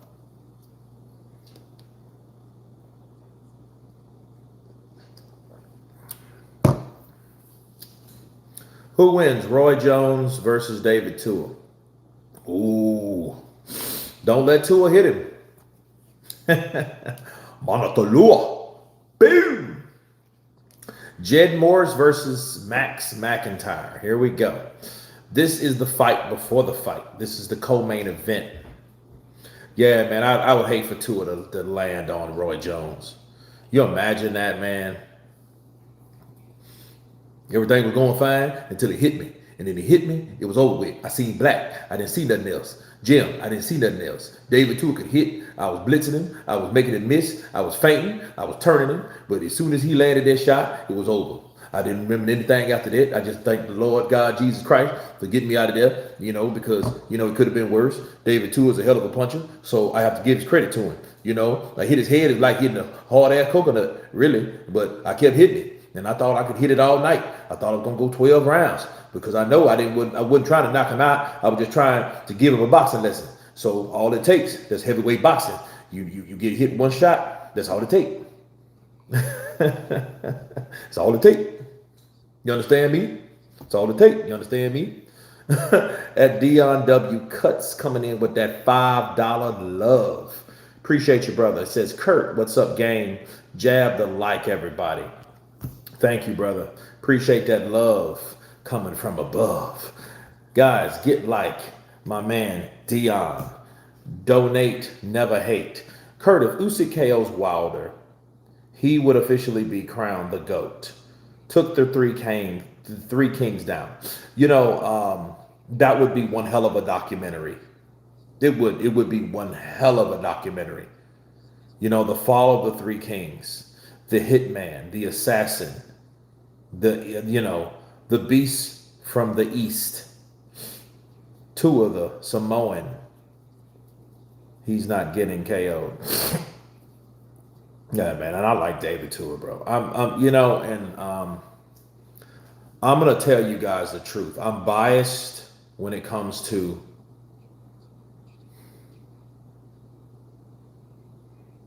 let me say this right. I don't like Lennox Lewis because he did Tua like that. I don't like Carl Froch because he did Jermaine Taylor like that. That's why I don't like him. Honestly. I don't, the way, because I was actually rooting against both of those guys. I want to see Usyk, Caballel, and Bakali. What more likely is going to happen? I think that Get is going to fight Bakali, and whoever wins that fight, then what the hell is Gunson? Why is he holding like that? Wilder is the easiest to beat out of the three for Usyk. I'm not sure. He has to fight him first. Then we'll see who is, because Wilder, all he has to, throw that right hand. Damn, hit my mic. Throw that right hand. Boom! Coming down the pipe. When will we see Counterpunch versus Showbiz the adult? Why would we want to see Showbiz versus Counterpunch? I'll tell you this, though. Showbiz has been training.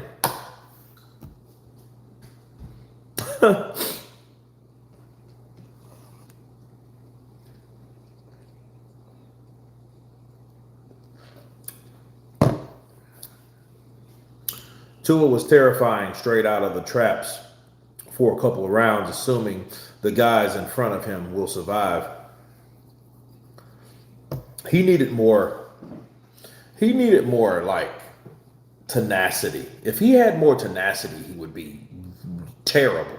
But he wasn't. He was just this nice, gentle Samoan guy helping old ladies across the street, shit like that. You know what I mean? Let's get our boy that turkey money. I don't think you need it anyway.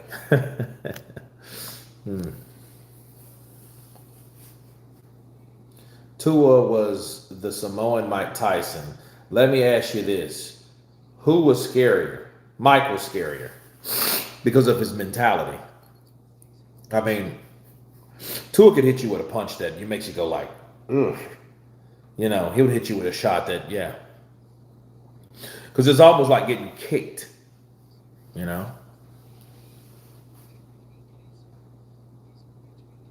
Drink, y'all. It's Saturday. Yeah, man. Zhang might be the best fighter in three of the first 3 rounds, and he may hit the hardest. I want to see Zhang versus Bakali though, and I think Zhang knocks out Bakali. I just don't see him taking those shots from Zhang. I just don't see it. I just think Zhang hits a whole lot harder than a lot of people give him credit for. It's just he can't sustain it. He can't do it round after round after round after round. His gas tank is limited. So he may be able to knock you out, but not past round 6.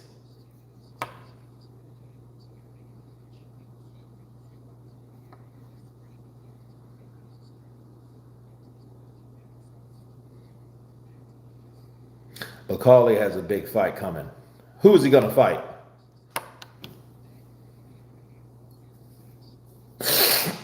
Shannon Briggs was my boxing hero back when I was a kid watching boxing on Eurosport. Then he lost to Lennox and seemed downhill after that. Yeah, Lennox beat him.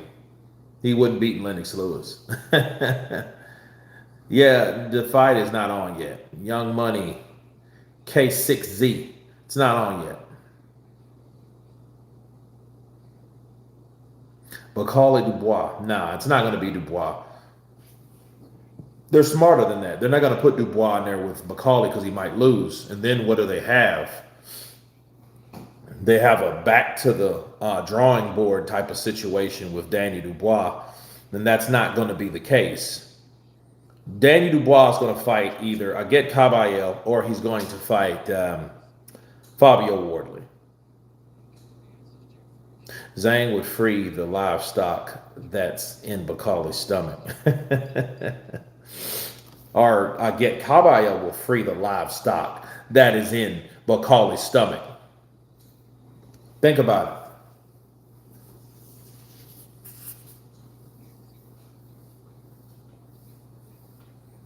it. Because Aget Kabayel, bro, he's coming to knock somebody. He's trying to punch your liver out.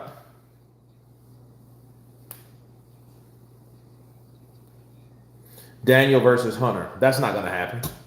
See, let me tell you something. Daniel is not fighting anyone like that. Just keeping it real. He's not fighting anyone like that.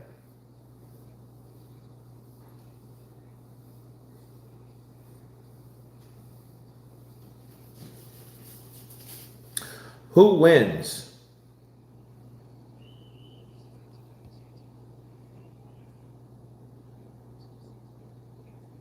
Jarrell Miller versus Zhilei Zhang.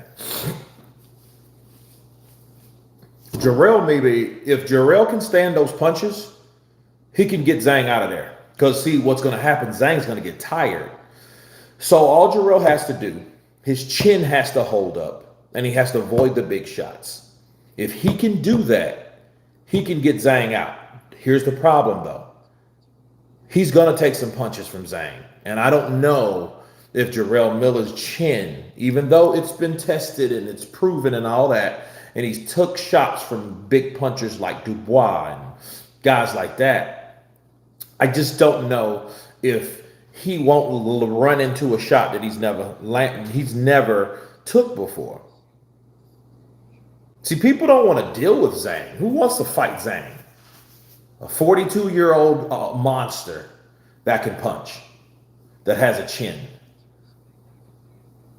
You know, knowing that fighting someone like Zhang, you have to anticipate the reality. You have to understand that there's a possibility that I may get knocked out within 3 rounds. But if I can get past the 3 rounds, my chances of beating Zhang will be better. We've seen Joseph Parker do it. We've seen Philip Ergovic do it. We've seen a lot of people do it. Aget Kabayel was the first one that stopped Zhang. So he did some milestone shit that I don't think he really got credit for. See, Aget Kabayel did something to Zhang that nobody's done. Nobody stopped Zhang. Nobody has no-mossed Zhang. What's up, Kurt? I asked AI who was the best chance of beating Usyk from cruiserweight, heavyweight, Wilder, Opetaia, and Parker. Nice. Jai Opetaia versus a prime David Haye. Who you got? I don't know, because David Haye was pretty massive at cruiserweight,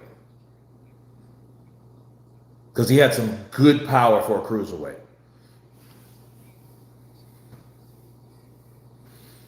Marcos Los coming with that NZ, that New Zealand love. Kurt, not regret being born black, but do you regret being born irrelevant? Yeah, counterpunch. Ha ha ha ha ha. Okay.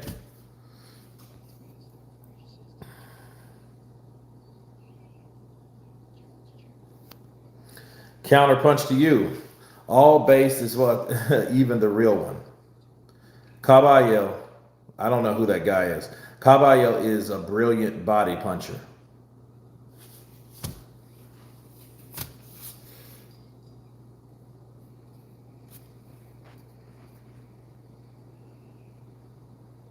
Zhang with a gas tank probably beats Usyk. I don't know. He could still probably be outworked, though.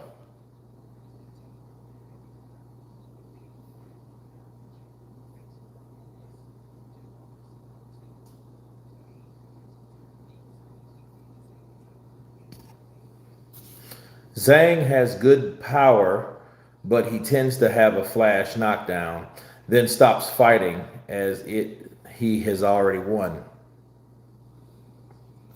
Like he did with Parker. I feel Jolalov can still make life hard for Usyk.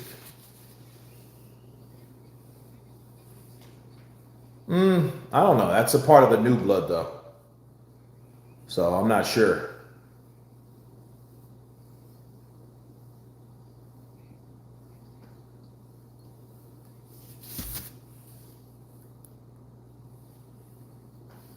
Skrilla, I sent that idiot who you kicked out talking about regret being black. Zhang is the new Wilder of the division, but Wilder has had skills. That fight was passing of the torch. Prime Tool will destroy Zhang.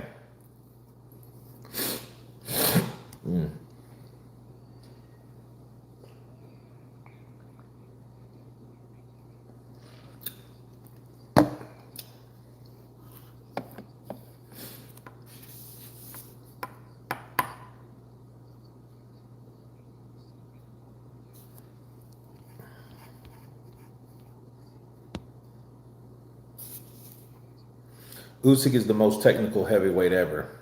I'm not sure about that shit either.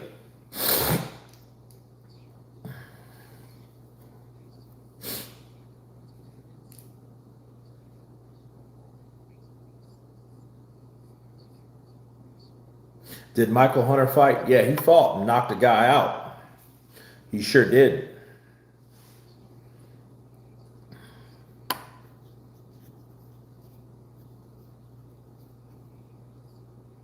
He fought a Brit with 6 fights. This is true.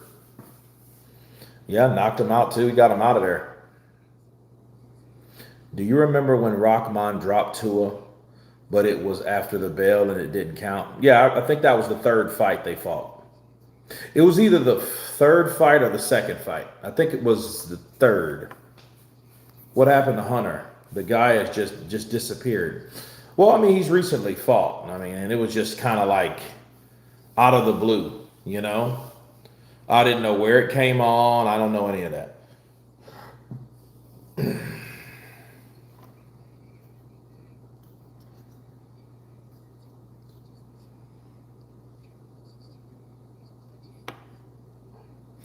Who win? Michael Hunter versus Prime Chris Bird. Oh, down it goes.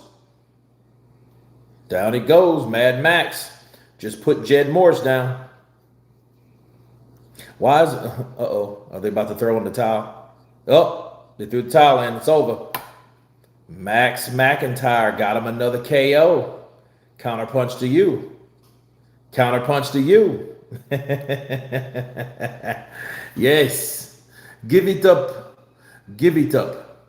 Now it's time for Jai to say why.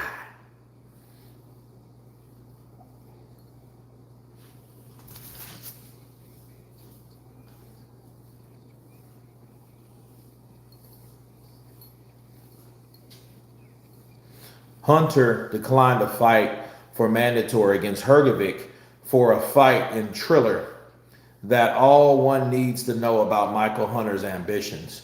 Well, he thought that that shit was going to do well because that was where, believe it or not, that was where Mike Tyson fought Roy Jones, which was a very lucrative fight. The only problem is they went bankrupt. He thought that he didn't think that heavyweight boxing would leave America completely like it did. That was his downfall. He just made a shit business decision. And it cost him. It cost him a lot. It cost Michael Hunter a lot making that bad move. That's what happens. Good Don Charles wasn't there. He'd throw 2 towels. Throw both towels. Throw both. Both. Throw them all.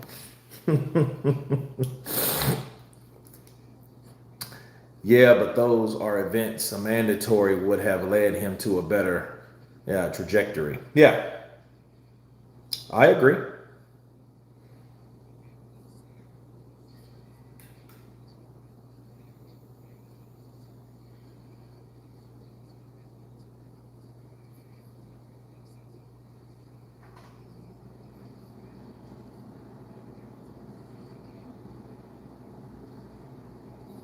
Ooh, good overhand right for McIntyre. Yeah, those rights softened him up. Ooh, that right uppercut, that's what did it.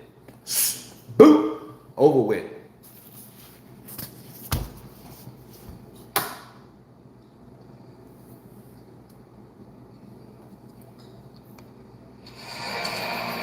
Very nice fight. That was nice, short, and sweet. Okay. Hold on just a second, guys. Hold on for just a second.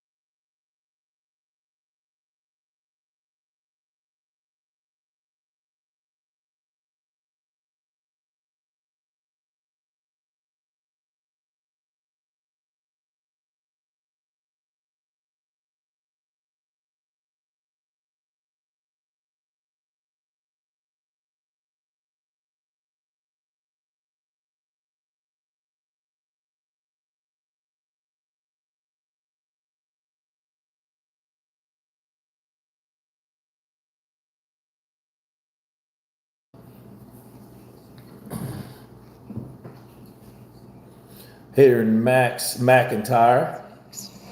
What's next? Hey, all you jealous ass calling me out, you can all get it. Sounds good. Mick, you've obviously been doing a lot of work with Max as well. You said in that press conference you want to go up in gear each time and each time creating a new talent that's here for you. Were you happy with the gear that you went into tonight? Absolutely. I keep talking about progression. This guy's going through the gears and going through them well. Like, he's 9-0 now, 8 knockouts. His last couple of opponents have been pretty strong. This guy was no exception. He's the strongest guy he's ever faced. Make no mistake, this guy's a tough kid. He comes to fight, but Max made light work of it, and there's a big future of this kid. And Australia really needs to get behind this kid because he's the next superstar of Australian boxing. You look like you agree as well too. He's in a very tough division, but I think this kid can go all the way. He's got everything. He's got the looks. He's a showman, one of the best showmen I've seen. Let me tell you that the light heavyweight division's got a new star, and it's this kid here. We've heard it from Spencer as well too, Akko. It is back to you, Money Max. Money has cashed in tonight on the Gold Coast. All right. Another win for Max. I think that puts him at 9-0 with 8 KOs. So good for him. Marcos Los. Kurt, sorry, Kurt. I meant the guy who said that stuff about you regretting being born black. He's irrelevant. Haha, my bad having a drink tonight. Go Jai. Counterpunch to you, my brother. I'm glad you cut it up. I'm like, what the hell? Being irrelevant. What? What are you drinking on?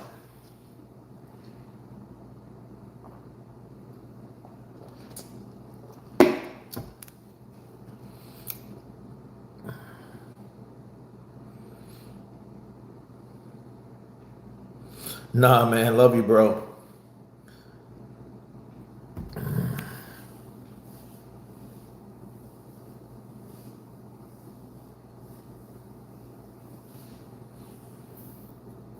Oh, man. Hold on just a second. No.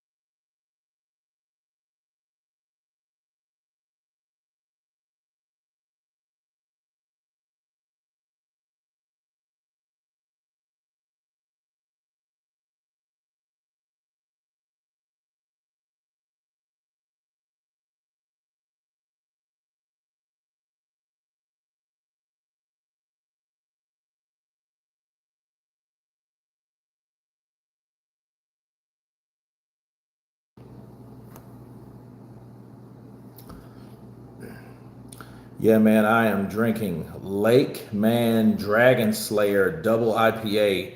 It's the shit, man, if you like craft beer.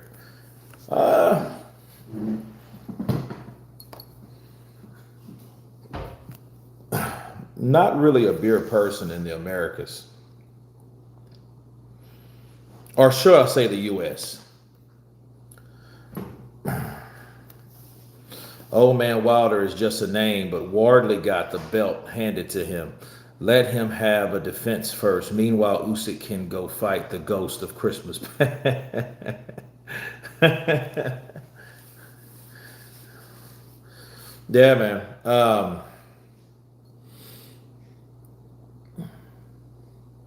Y'all do think Wardley, he does need to fight somebody, though.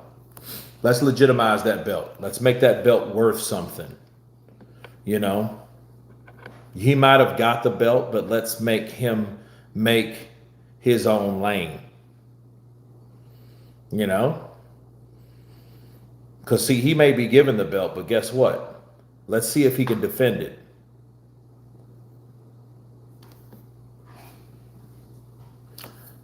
$10 years age difference. 23-0 with 19 KOs versus 28-0 with 22 KOs. So,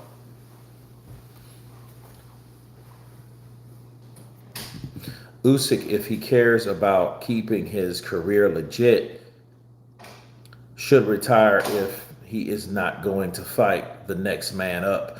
Old Man Wilder has most of his recent fights. It's a complete joke.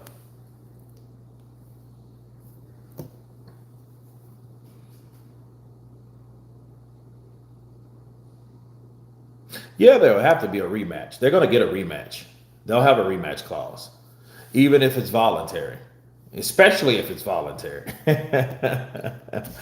Man, that would be wild if Wilder meant. Imagine the fool that said, "Let me put $5,000 on Wilder to win," and he actually pulls it off.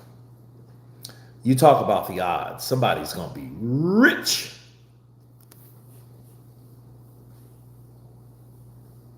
You're talking about some sick individuals, man. These people are going to be sick.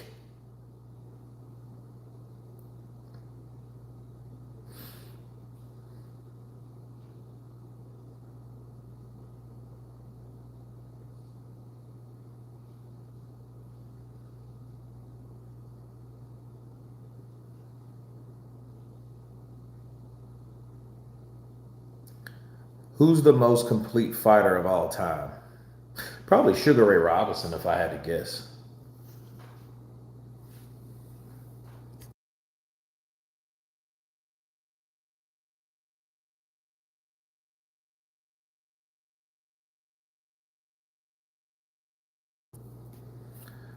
I cannot believe Usyk said Wilder. Now I want Wilder to KO Usyk. Man, you'll never know.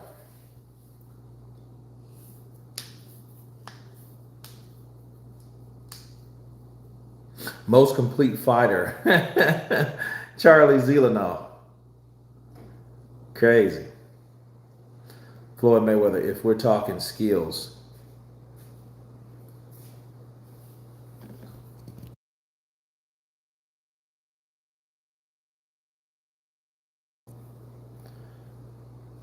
Charlie, ha ha ha. Charlie Z, man, I tell you, Charlie Z is a mother sucker, man. That dude is off the chain. He is off the chain. Wilder can't win. He has no KO anymore. It's over. That would be bad. You know, Wilder hits him with a shot and Usyk eats it like a Big Mac and just looks at him and probably says some shit like, I am very feel. And he gives him a 10-punch combination, stopping Wilder. That would be sad to find out that you don't have the power that you know you used to have. Man, it's bad. Okay, they're about to do some singing. So I mean, I guess that's a part of his church or some kind of group. But I know it's in honor of for Jai Opetaia. Usyk's chin is underrated. Yeah, it really is, bro. Have you ever heard Cannon Briggs troll Zelenoff? No, I don't think that I have. I don't think so. I think I remember seeing something like that.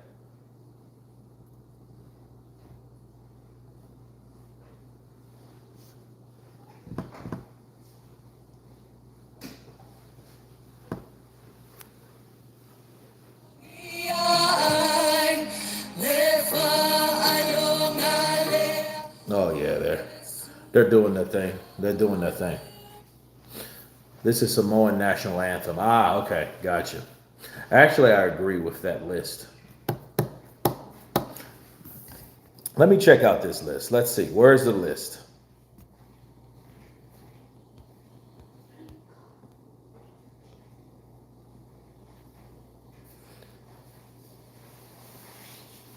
All right. Number 1, Bud. 2, Usyk. 3, Inouye. 4, Shakur. 5, Bam.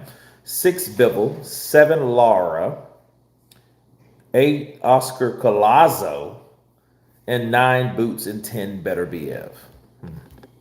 Interesting. Usyk has been put down unlike Mayweather.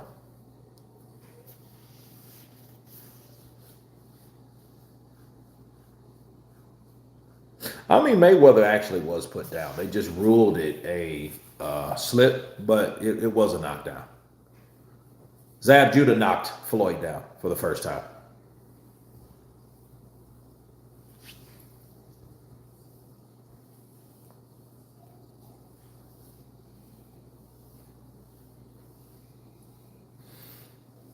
I try to speak with no bias, Sentinel. Briggs is trolling Christopher Lovejoy. You okay, buddy? You okay, little buddy? You okay? Let's go, champ. Let's go, champ. Let's go, champ. Let's go, champ.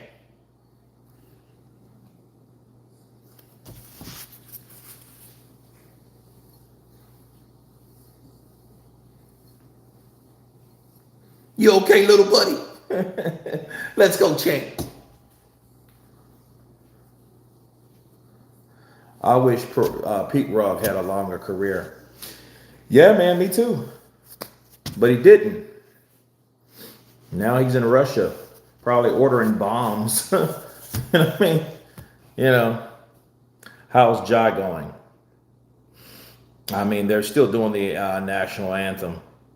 Perot was a mix of Bivol and Floyd. Yeah, dude, it was very unorthodox to be an Eastern European fighter. You know what I mean? He was definitely outside the box. You know what I mean? So he was that dude. If you look at Pit Rogue, the way he fought Danny Jacobs, it was a hell of a display. And Danny Jacobs was undefeated, and Danny Jacobs was game. And Pit Rogue was just all over the place. He was, I mean, the dude was extraordinary. And it was something unlike the product that's supposed to have been produced in Eastern Europe. Right? He's fighting like a dude out of freaking Michigan. Yeah. Dimitri Pitbull fought like someone that is out of that came up under James Toney. You know what I'm saying? He was a different type of fighter for a Russian fighter, for an Eastern Europe fighter. He was nothing like that. He was nothing like that. So it is what it is.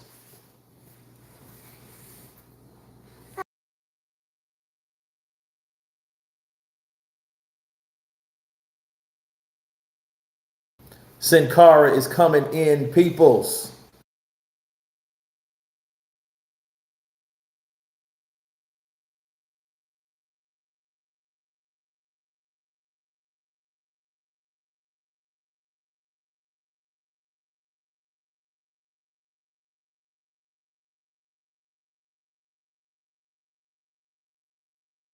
He said this dude has some horrible outfits. No, I mean I think he's either German from Genghis Khan descent. He looks like a Kazakh or a Khan. He looks like a Khan, bro. That's what he looks like. So he's, he doesn't look like he's this German descent. He looks like he lives in Germany. There you go, Mongolian, yeah, the Khans.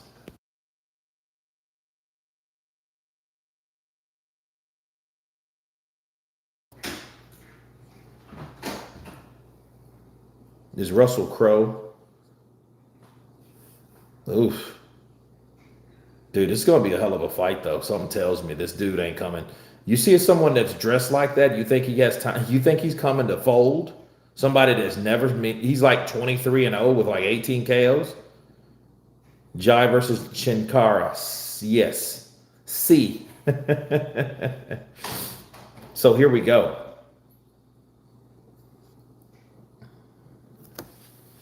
I think he's Turkish. Okay.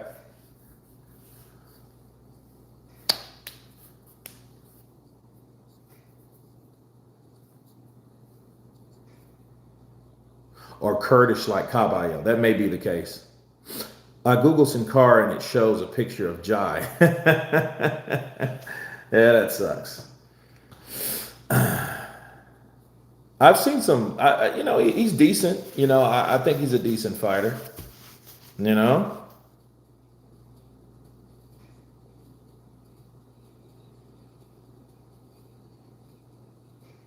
I know when Jai Opetaia knocked out Solomon.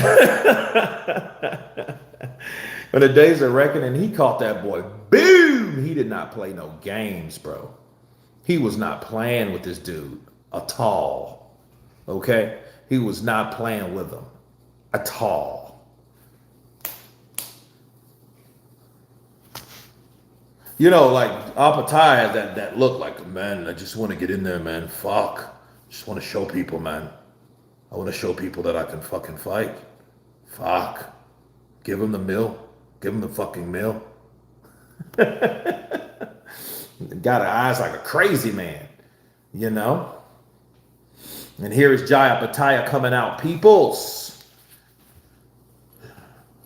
Jai Opetaia in the building. People sleep on how good Pretty Boy was. Hell yeah. I mean, really though, I mean, like Mayweather was, you know, he was in the shadows. He was like, Floyd was like Kim Kardashian 20 years ago. You know, when they always just talk about, you know, Richie and Paris Hilton. She was just like the chick that hung around Paris Hilton. She wasn't even known then. You know, that's before she got all those booty implants and stuff. She was still a cute chick. You know, I'm like, what you need all that shit for? Just get fit, you know? You let fame do that to you. You let the idea of people watching you do that to you, making you feel this is what you should do because people are watching you. It's crazy. I feel like I'm watching Mona in real life.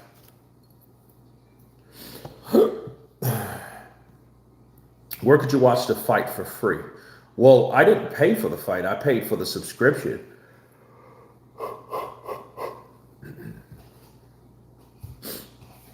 Gary Russell Jr. said that Pretty Boy Floyd was a warrior and Money Mayweather is a bitch. I don't know about a bitch, but I would say a businessman. Yeah, there you go. UFC Fight Pass. That's how you watch the fight. So you guys want to check it out. That's how you watch it.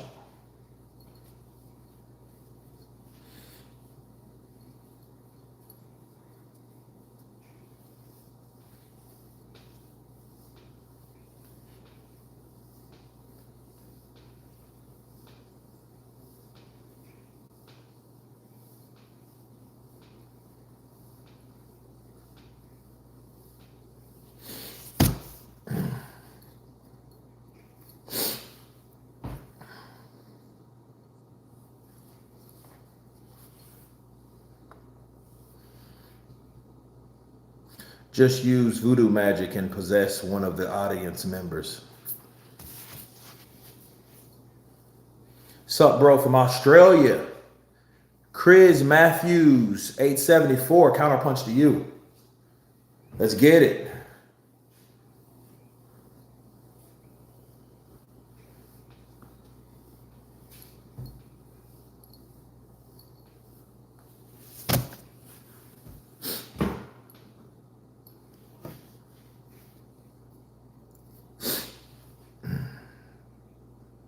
Let's go, Uso. Come on, Jai.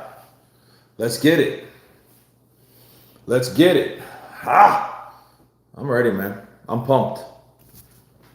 This is my Jai look. I'm ready, man. Ready to fucking go. It's game time. Long time viewer, much love from New Zealand at Danny Horvat, 134. Counterpunch to you, brother. Let's see what happens.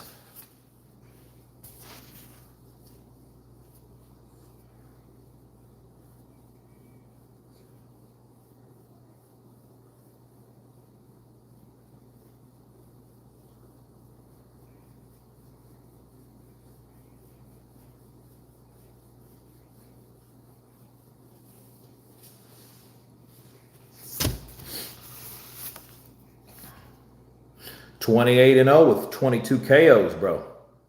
It's time to get it.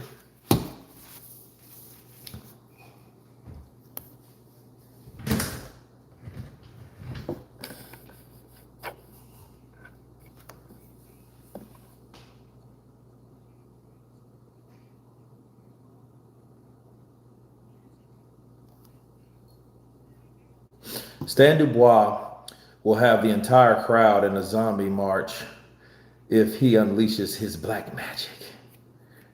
This guy ain't lasting 3 rounds. Times 7 odds, my bet is round 1, knockdown.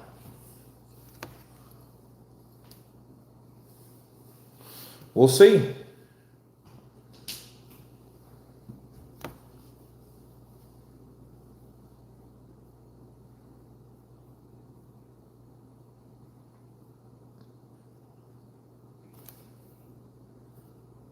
Okay, Chris Flores is the referee. All right, they're face to face. Here we go. No one seems to tell Jai not to use F-bombs in interviews no more. Because, I mean, that's his thing. Let him be him. All right.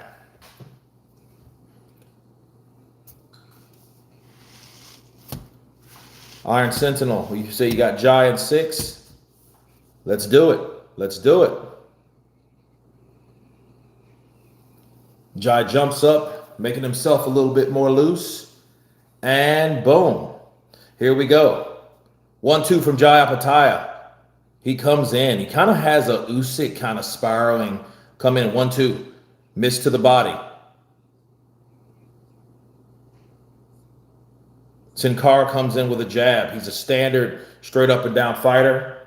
He may pay for that later.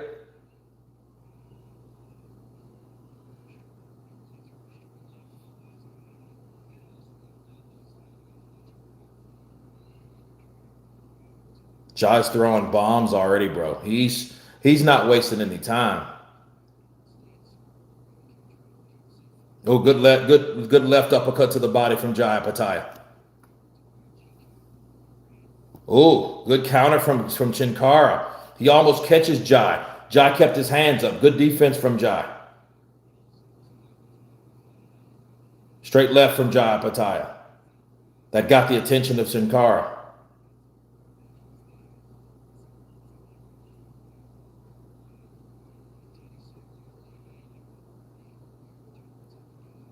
Looks like a right hand landed from Cinkara on the inside.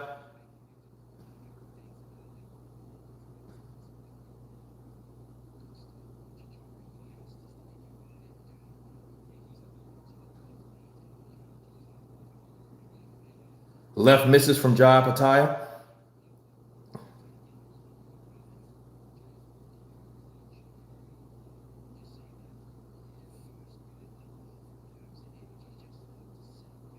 Straight left to the body from Jai. Good jab from Jai from Sincara. He eats a left in return. Upstairs. Ooh, if that left would have landed, that would have been harsh.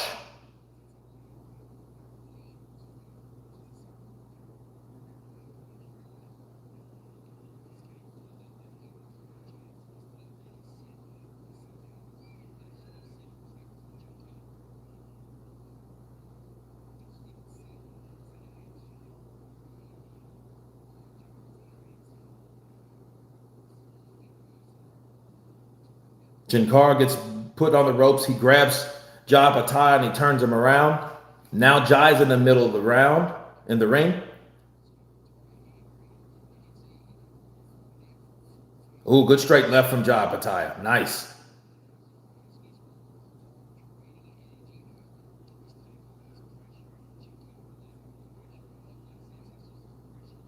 Ooh, good straight left from Jai.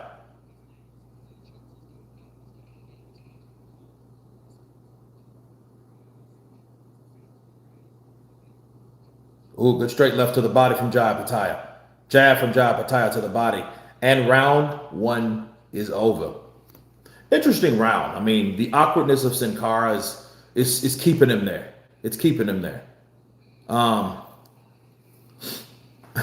Stan Dubois is the real Doctor Strange. Daniel was scared of a fight without looking Stan in the face.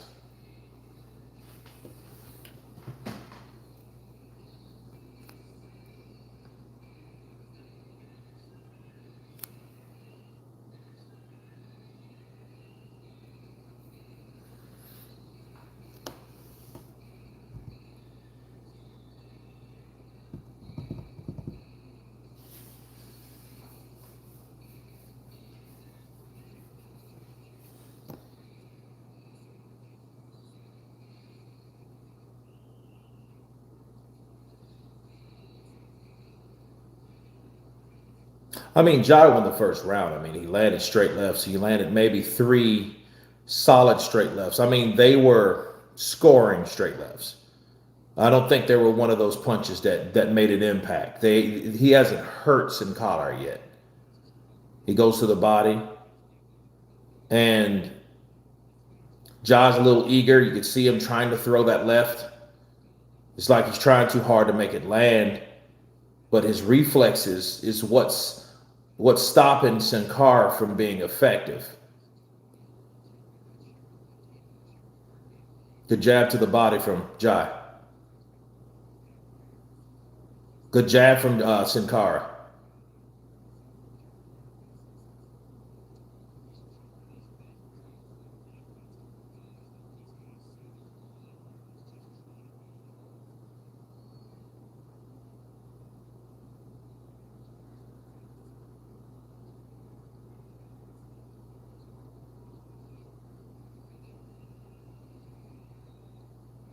Good jab from Cinkara.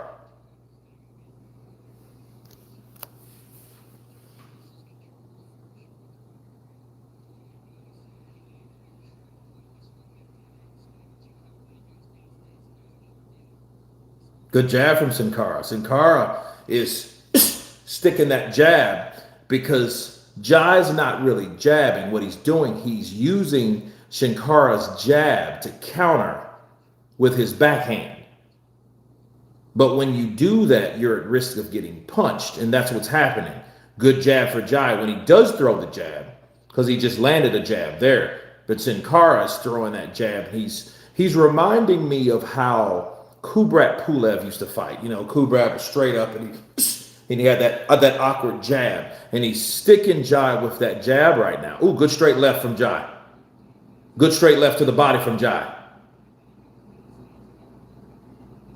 See, Jai's doing a lot of feigning, so he's using his speed. So he's using his speed, but he's not sticking that jab. And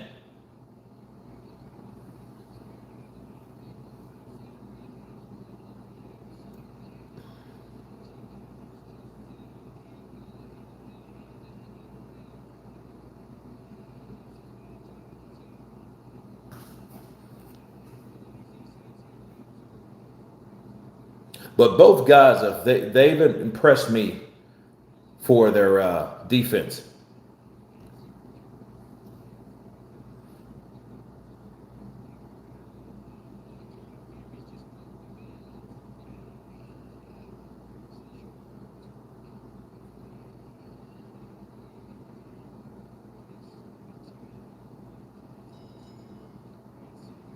Round 2 is over. Jai at heavyweight will beat most of the elite cruisers with 95% of the heavyweights. But to fight an elite heavyweight, he would have to defend and move because he likes to scrap. Because he can. At heavyweight, that's riskful, though.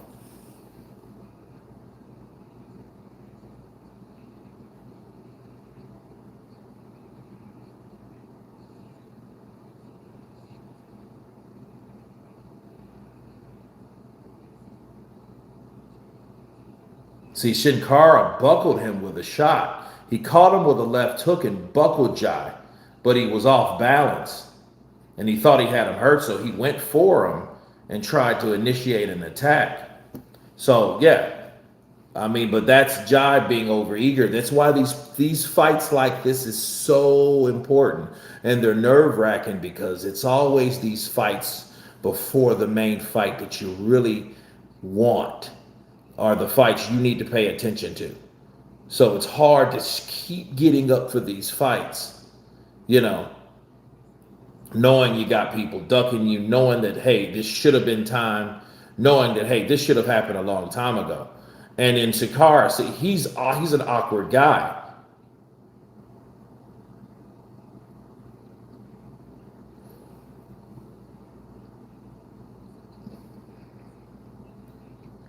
Oh, good straight left from Jai.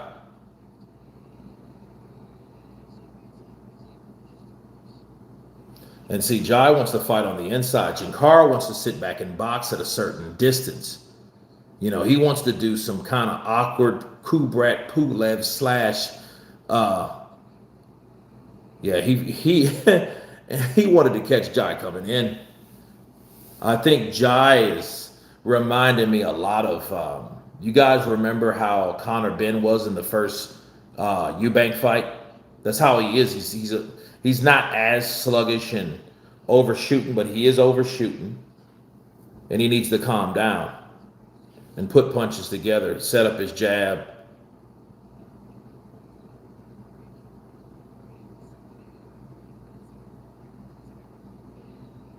Ooh, good straight overhand left for Jai Opetaia.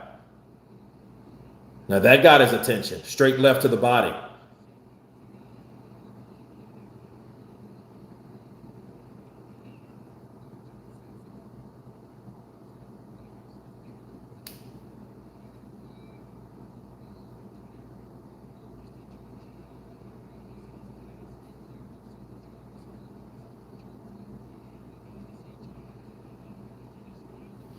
Jai looks like he'd make a top serial killer. Boxing didn't work for him. Yeah, he did.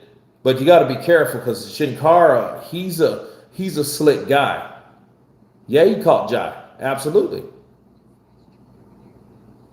Jab to the body from Jai Opetaia.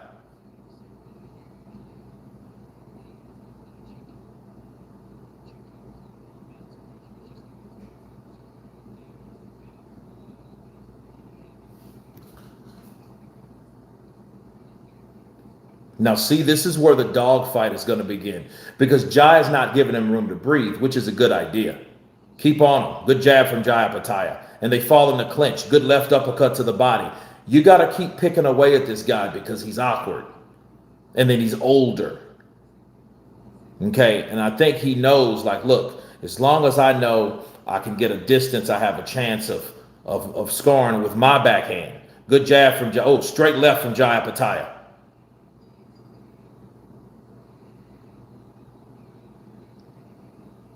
Jai versus Makhmudov for the scary movie role. Makhmudov. I mean, the size, bro. It's the size.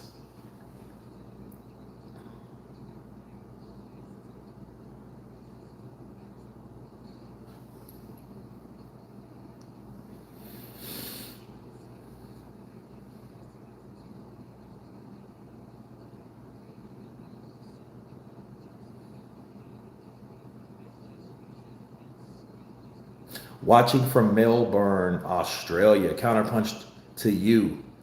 10x profits. Counterpunch to you. What's the scorecard looking like? I don't know. I think Jai's winning. I mean, it's not like a, you know, you got, because Jai's just cutting off the ring. He's doing a decent job doing that. I think he needs to work more to the body, though, with someone like this. But someone like this, I do see the urgency to want to knock out because he's awkward, you know, especially the way he's fighting, because he doesn't like to fight on the inside. You can tell. He's a guy that, look, straight left. See, straight right that lands for Sincara, but that overhand left comes right after that and catches him and gets his attention.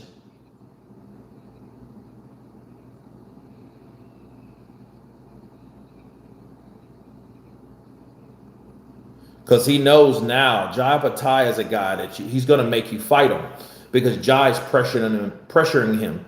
He's pressuring him. He has him to the point where it's like, look, I'm going to have to fight this dude, you know, because the referee is not coming in like Kenny Bayless and jumping in after every exchange. No, like Jai Opetaia is actually manhandling him and like physically just prying him off. And then landing. See, look, the referee, then he comes in after Jai's already gets peeled him off. Ooh, good straight left to the body from Jai Opetaia.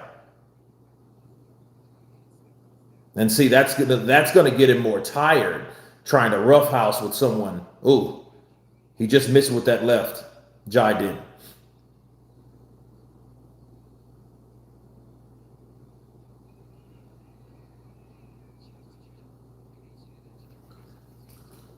Cruise 107_9, watching from New Zealand. Counterpunch to you. New Zealand in the building.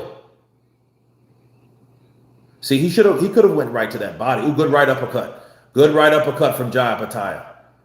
1-2 lands for Cinkara, partially blocked by Jai. What happened? What happened?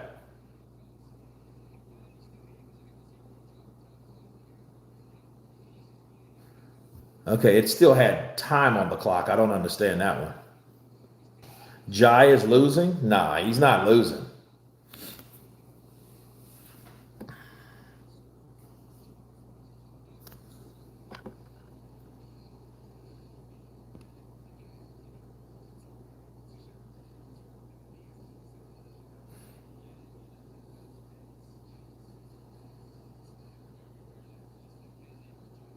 Jai looks like he got thumbed in the eye, or because I mean, you could see a whelp under his eye. He has that, those deep bags under his eyes, and one of them are swollen. One thing about Jai, he has bad defense. Well, I think his aggressiveness, though, I think he could be a bit more technical, but at the same time, get the shit out of here. But at the same time, he gets hit.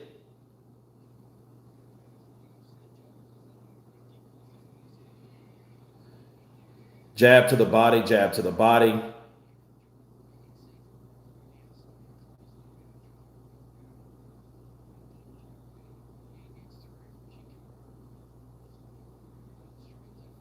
Good jab from Sincara.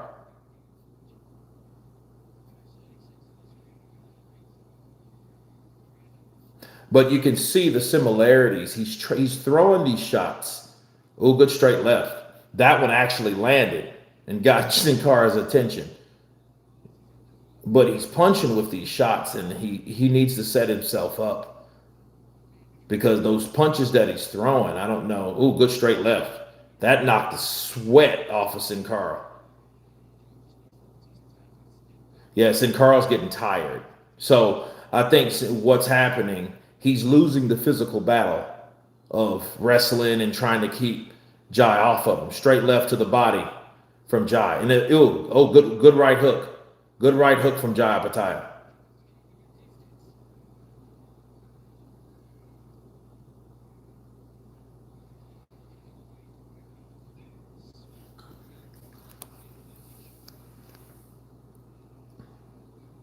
Oh, good jab from Cinkara.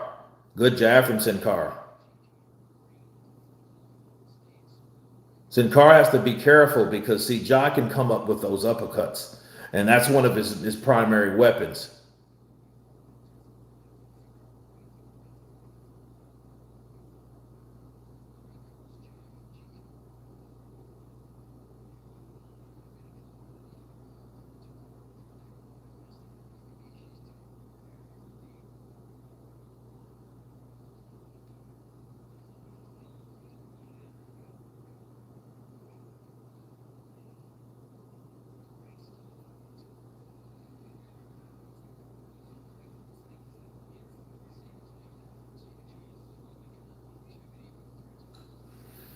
There's nothing really landed.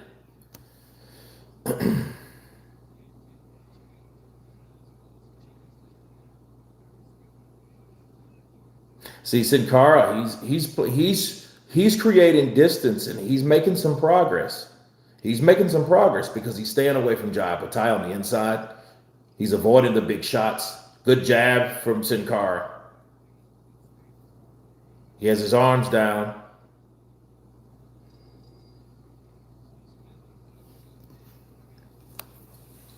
Working on it, we watch the fight. Guys, what's the was it UFC fights or something like that?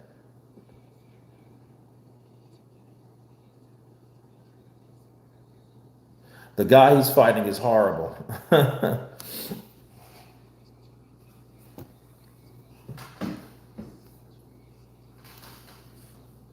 Now, I mean, he's not coming to fight. He's coming to box.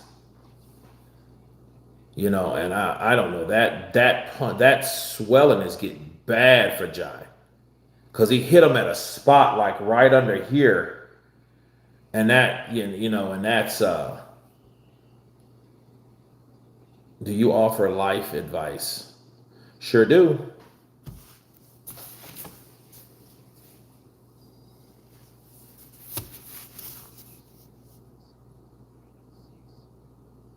No good jab from Cinkara.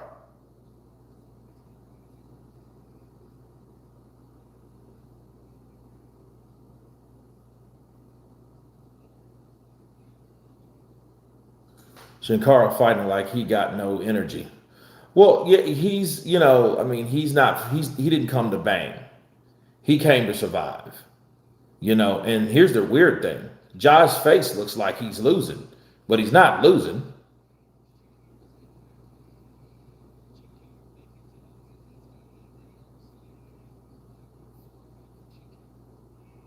Oh, good jab from Sincara.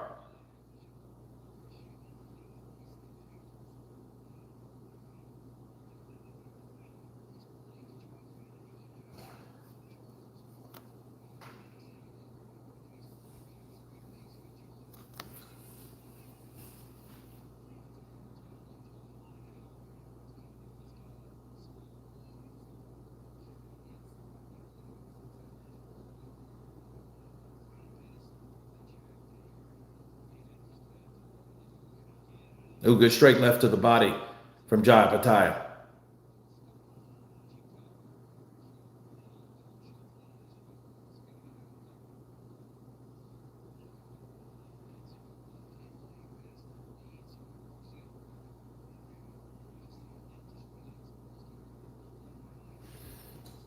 Yeah, Sincara, he's coming for that bag.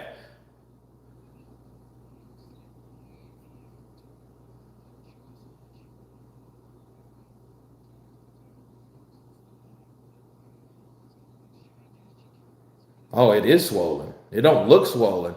Jai's eye is swollen. And I'm wondering, like, how did it get to that point? Because it's like I didn't see any real damage that could have happened unless it was a clash of heads or something like that, maybe. Because he is an orthodox and Jai's a southpaw. But, but maybe that flickering jab. See, Jai needs to he needs to jab. He needs to jab with Cinkara, because Cinkara is throwing that. He's just throwing that jab here every now and he's avoiding those big shots because he knows the intentions of Jai Opetaia. They're brutal. They're bad. He wants to catch you with a shot that flatlines you, and he knows that. But also keep in mind, if you know a guy's coming to knock you out, good overhand left from Jai Opetaia. It didn't land flush. That's another straight left that landed.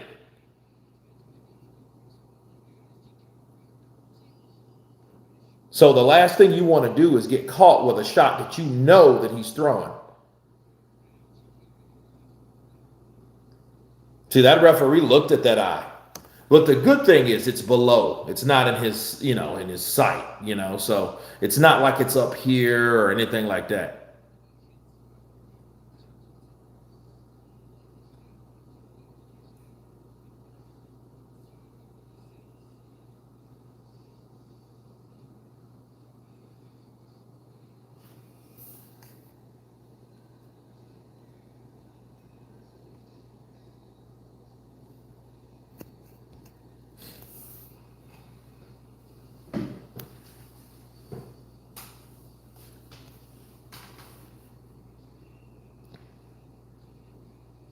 I got Jai stopping Benny, but if this fight keeps getting close, Benny whoops on Opetaia.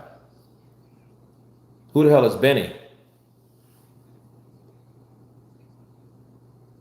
Is it Benavidez, maybe?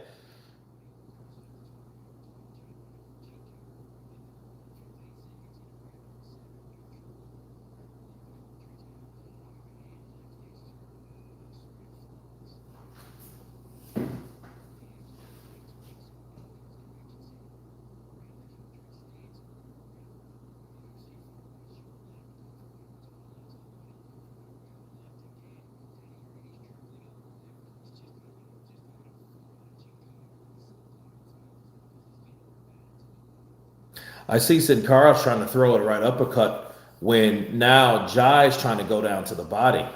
Straight left lands for Jai Opetaia.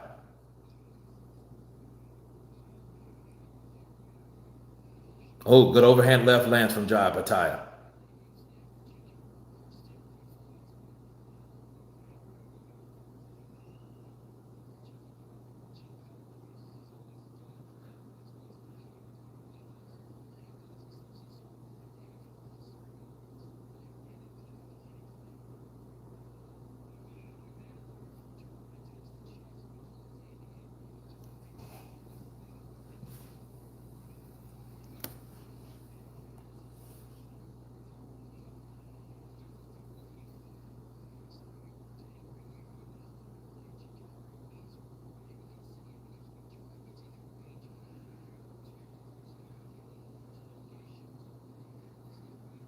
Yeah, Cinkara's getting tired. And see, if I'm Jai, I would focus on that body. I would focus more on that body because, and I'm not talking about the straight punches. I mean, come on the inside and, and land some uppercuts and left hooks to the body. That's what Jai should do. Feint upstairs, bop, bop, come down to the body,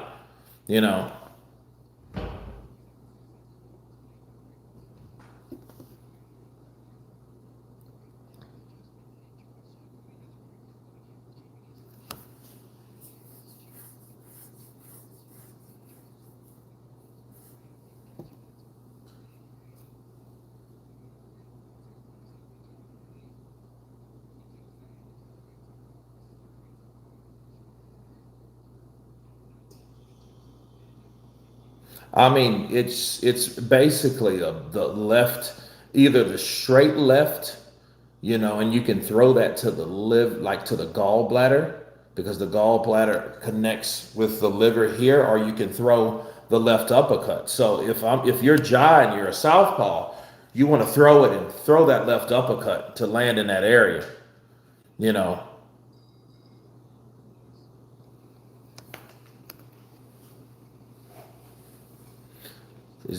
So David beats the shit out of people. Yeah, he does. Especially if he gets close enough to throw those hands, which he may against Jai Opetaia.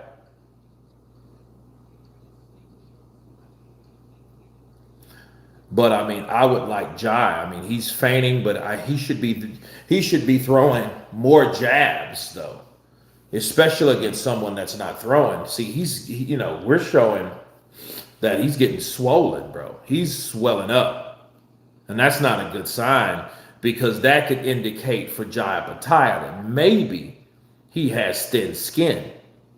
And when I mean thin skin, I don't mean weak. I mean his skin is thin. If you swell easy, yeah, you have thin skin. You don't have the type of skin that can take a lot of punishment. So him knowing that, he has to protect himself, because if this was more of a highly competitive, punch output fight, yeah, this would be a problem. Because this guy looks like he's not going anywhere, but Jai is constantly swelling.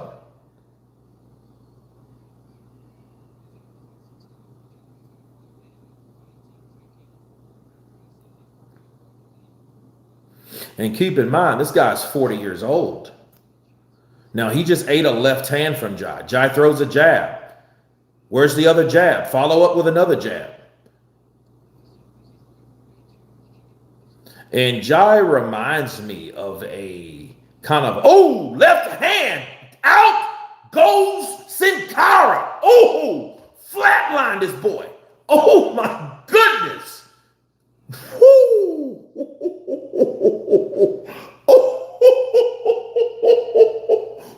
Boom! And it's crazy. That's why Zordo don't want that damn smoke. That's why fighters don't want to fight Jai Opetaia. That's why. See, Jai, I was about to say Jai reminds me of a raw version of Usyk. He's just kind of, but the dude can punch out of this world. He folded. And here's the thing. Shout out to Cinkara because he avoided those big fucking hand cannons for 6 rounds. He avoided this shit for 6 rounds.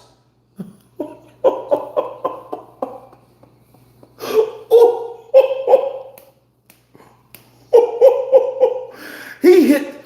I gotta see that. Look, I have to see that again.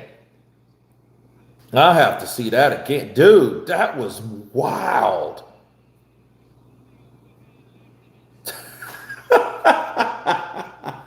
He hit that boy. And it was over with. And again, Cinkara's rubbernecking and moving and grooving, clutching and glitching and grabbing and scraping and turning and surviving. And it's crazy, bro. That was crazy. I got to see that again. And he kept throwing. He threw down to the body. Boom. He spirals. Resets. Jab. He dips. Jab. Boom.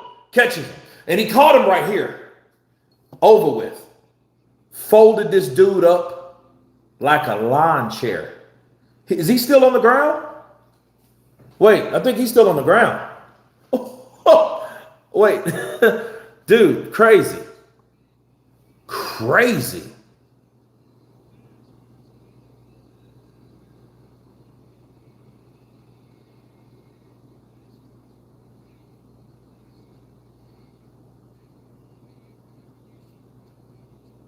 Yeah, Joseph Parker's in there with it. Dude, he caught this dude, and it was just a shot he caught him with. Good night. And how many points? Okay, he broke the last dude's jaw. He Fabio Wardley, the last motherfucker. The guy before that, he knocked out Nyinka, another undefeated fighter. Now, this is the third. I think this was round 7. I want to say this was round 7. Crazy, man. Crazy. I mean, but see, to critique him, he has some things that he needs to work on. But, bro, that knockout right there just showed you the massive raw power. Because I don't see Usyk. Well, he did drop Tony Bellew, but I think Jai hits harder than Usyk at cruiserweight. Because I mean, we've seen what what Usyk did to Tony Bellew, but Tony was actually able to kind of gather his thoughts and get himself up. This guy's flatlining mother. He's knocking people out. They see black. They need oxygen. They need H. They need oxygen. Yeah. Wow. That's all I'm gonna say. Is he up?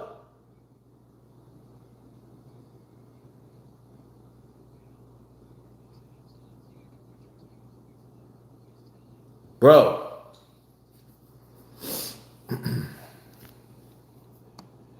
What a fight. What a world title.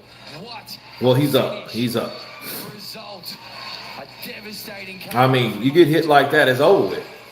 So you got a guy with skill, speed, but most importantly, like power.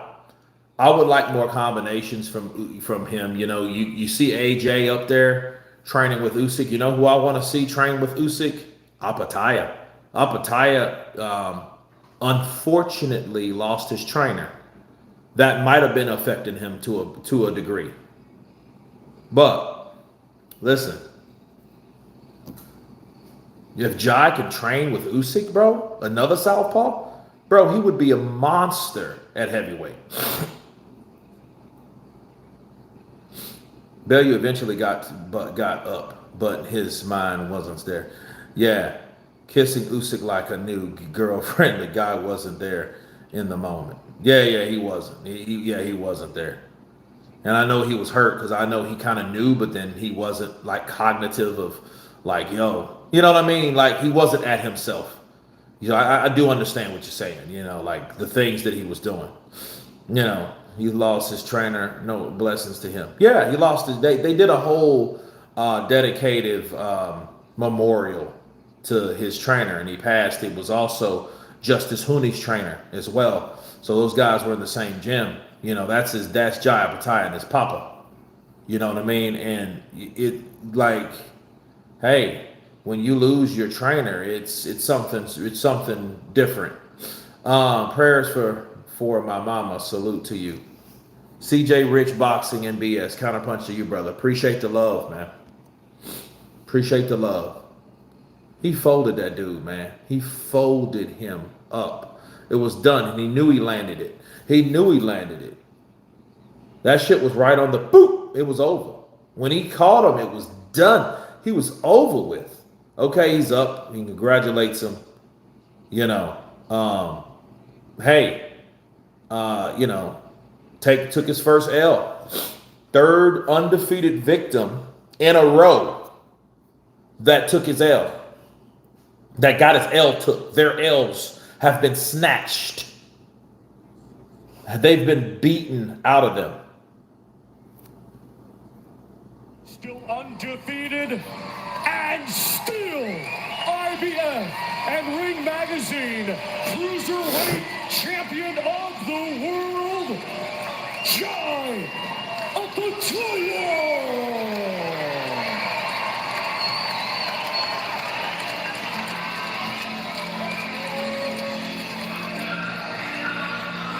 So, man, one thing that, again, that Jai has given us, he's given us knockouts, he's given us excitement. Let's hear what he has to say. Let's go to Jai. Well, I know, man, that performance, I'm very disappointed in myself. You know, we've had a very big camp, and you know, I feel like I've let some people down with that performance. You know, it wasn't my best, but Cinkara definitely come to fight. You know, he boxed very well, and he was very on the back foot. But hopefully that bad performance brings these guys out to take these fights. Do you feel like it was the awkwardness of Sincara that brought you out and changed your fight plan in that game? I just feel like it was myself. You know, I feel like I just fought like shit, to be honest. But you get these nights. You know, we perform better. We go back to the drawing board and we perfect it. You know what I mean? It was a lot of mistakes, and I'm fucking so pissed off. But we got the win, and we move forward. Round two is when you took the hit and your legs went a little bit there. What went through your head in that moment? To be honest, I think I needed it. You know, a bit of humble pie. Never get too big for your boots. Cinkara, bar, you're a soldier. But like I said, man, back to the drawing board. Fucking watch this space bar. Bigger, stronger, and faster. Bomber shot. I know you said that you want to draw them out, but that wasn't the way you wanted to do it. Who do you want to draw out officially? We want the unification fights. We want Zordo Ramirez, you know? Fuck, I don't even know his name properly, you know? I'm just chasing the belts. I want the WBO, the WBC, man. I'm chasing these belts. You know, I've been asking for them for a long time. Hopefully we get these over the line. But at the moment, man, we're going to go back to the gym and we're going to sharpen up. Your dad, Taps, has been in your corner for many, many years. What does he bring to you in that corner when he settles you down? What does he say in between those rounds?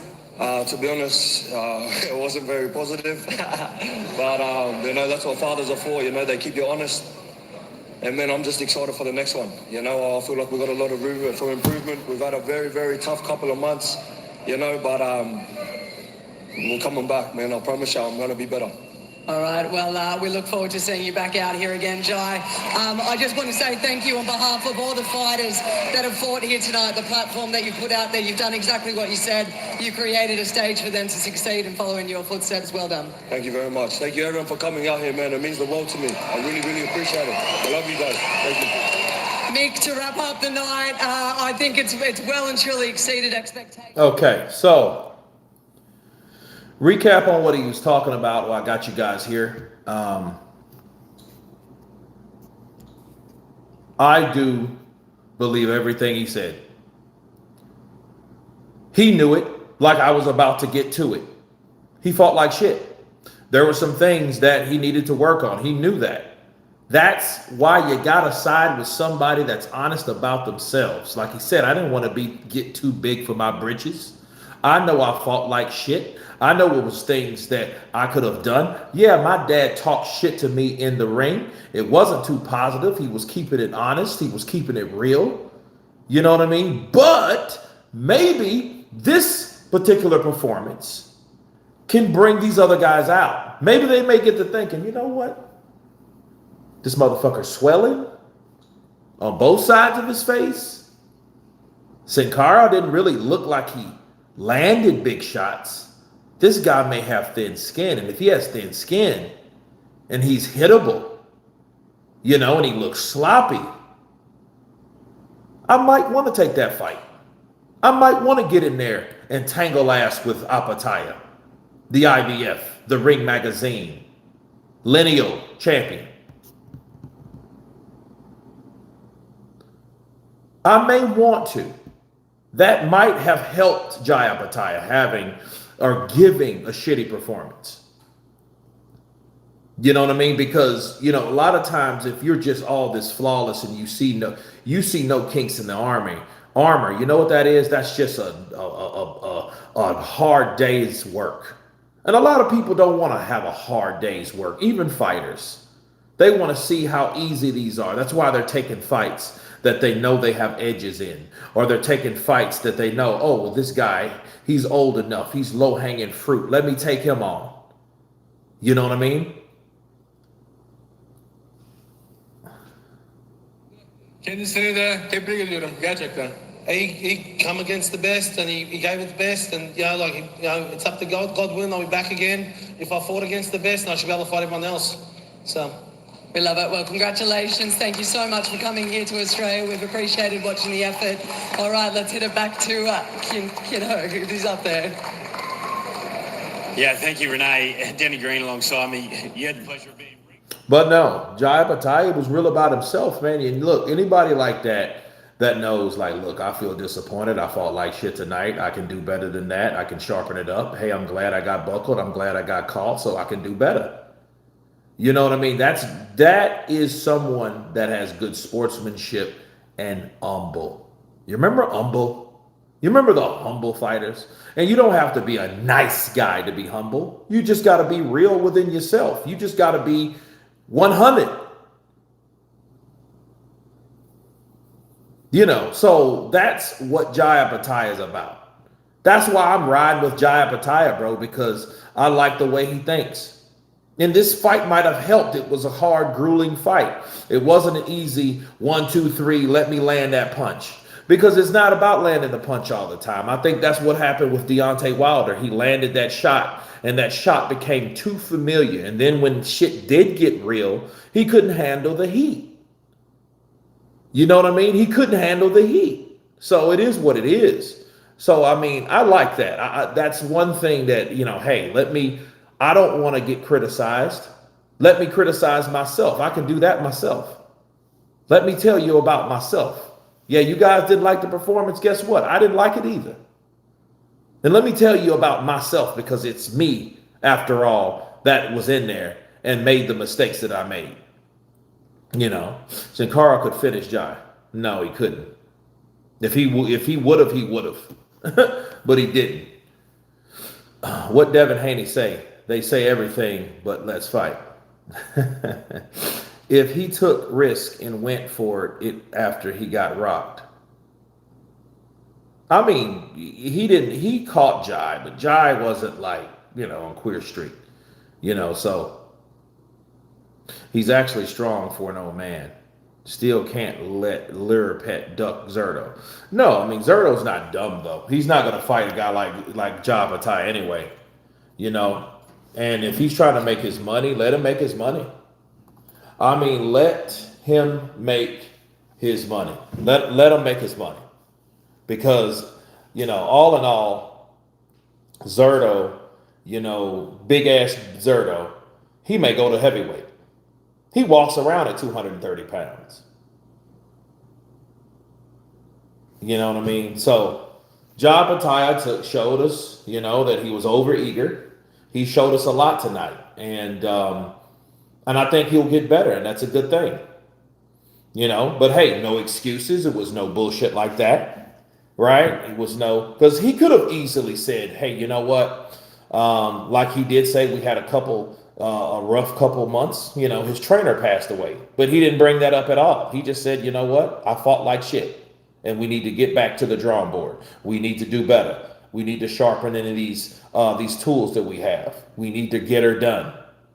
Zordo would get flushed at heavyweight. Oh, somebody would knock him out for sure, but you know, it is what it is.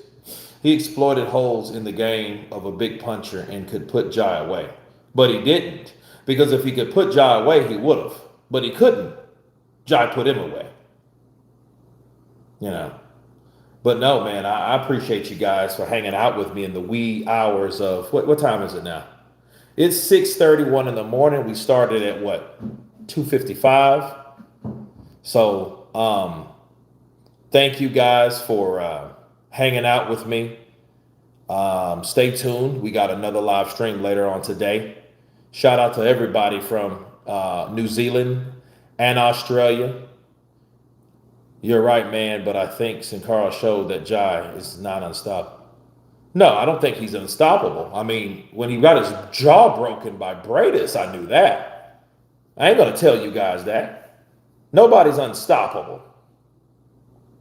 You know? But no, I had a good time, man. I got to do the recap. Thank you guys once again. Shout out to the UK. Shout out to NZ. Shout out to Australia in the building down under. This live stream was I know a lot of you guys are in here. And I have over 5,000 subs in New Zealand. I maybe have like 4,000 or a little more than that, actually, in Australia. But you guys be blessed. I'll see you later on. And everyone, all over the world, wherever you are, has been counterpunched. Peace.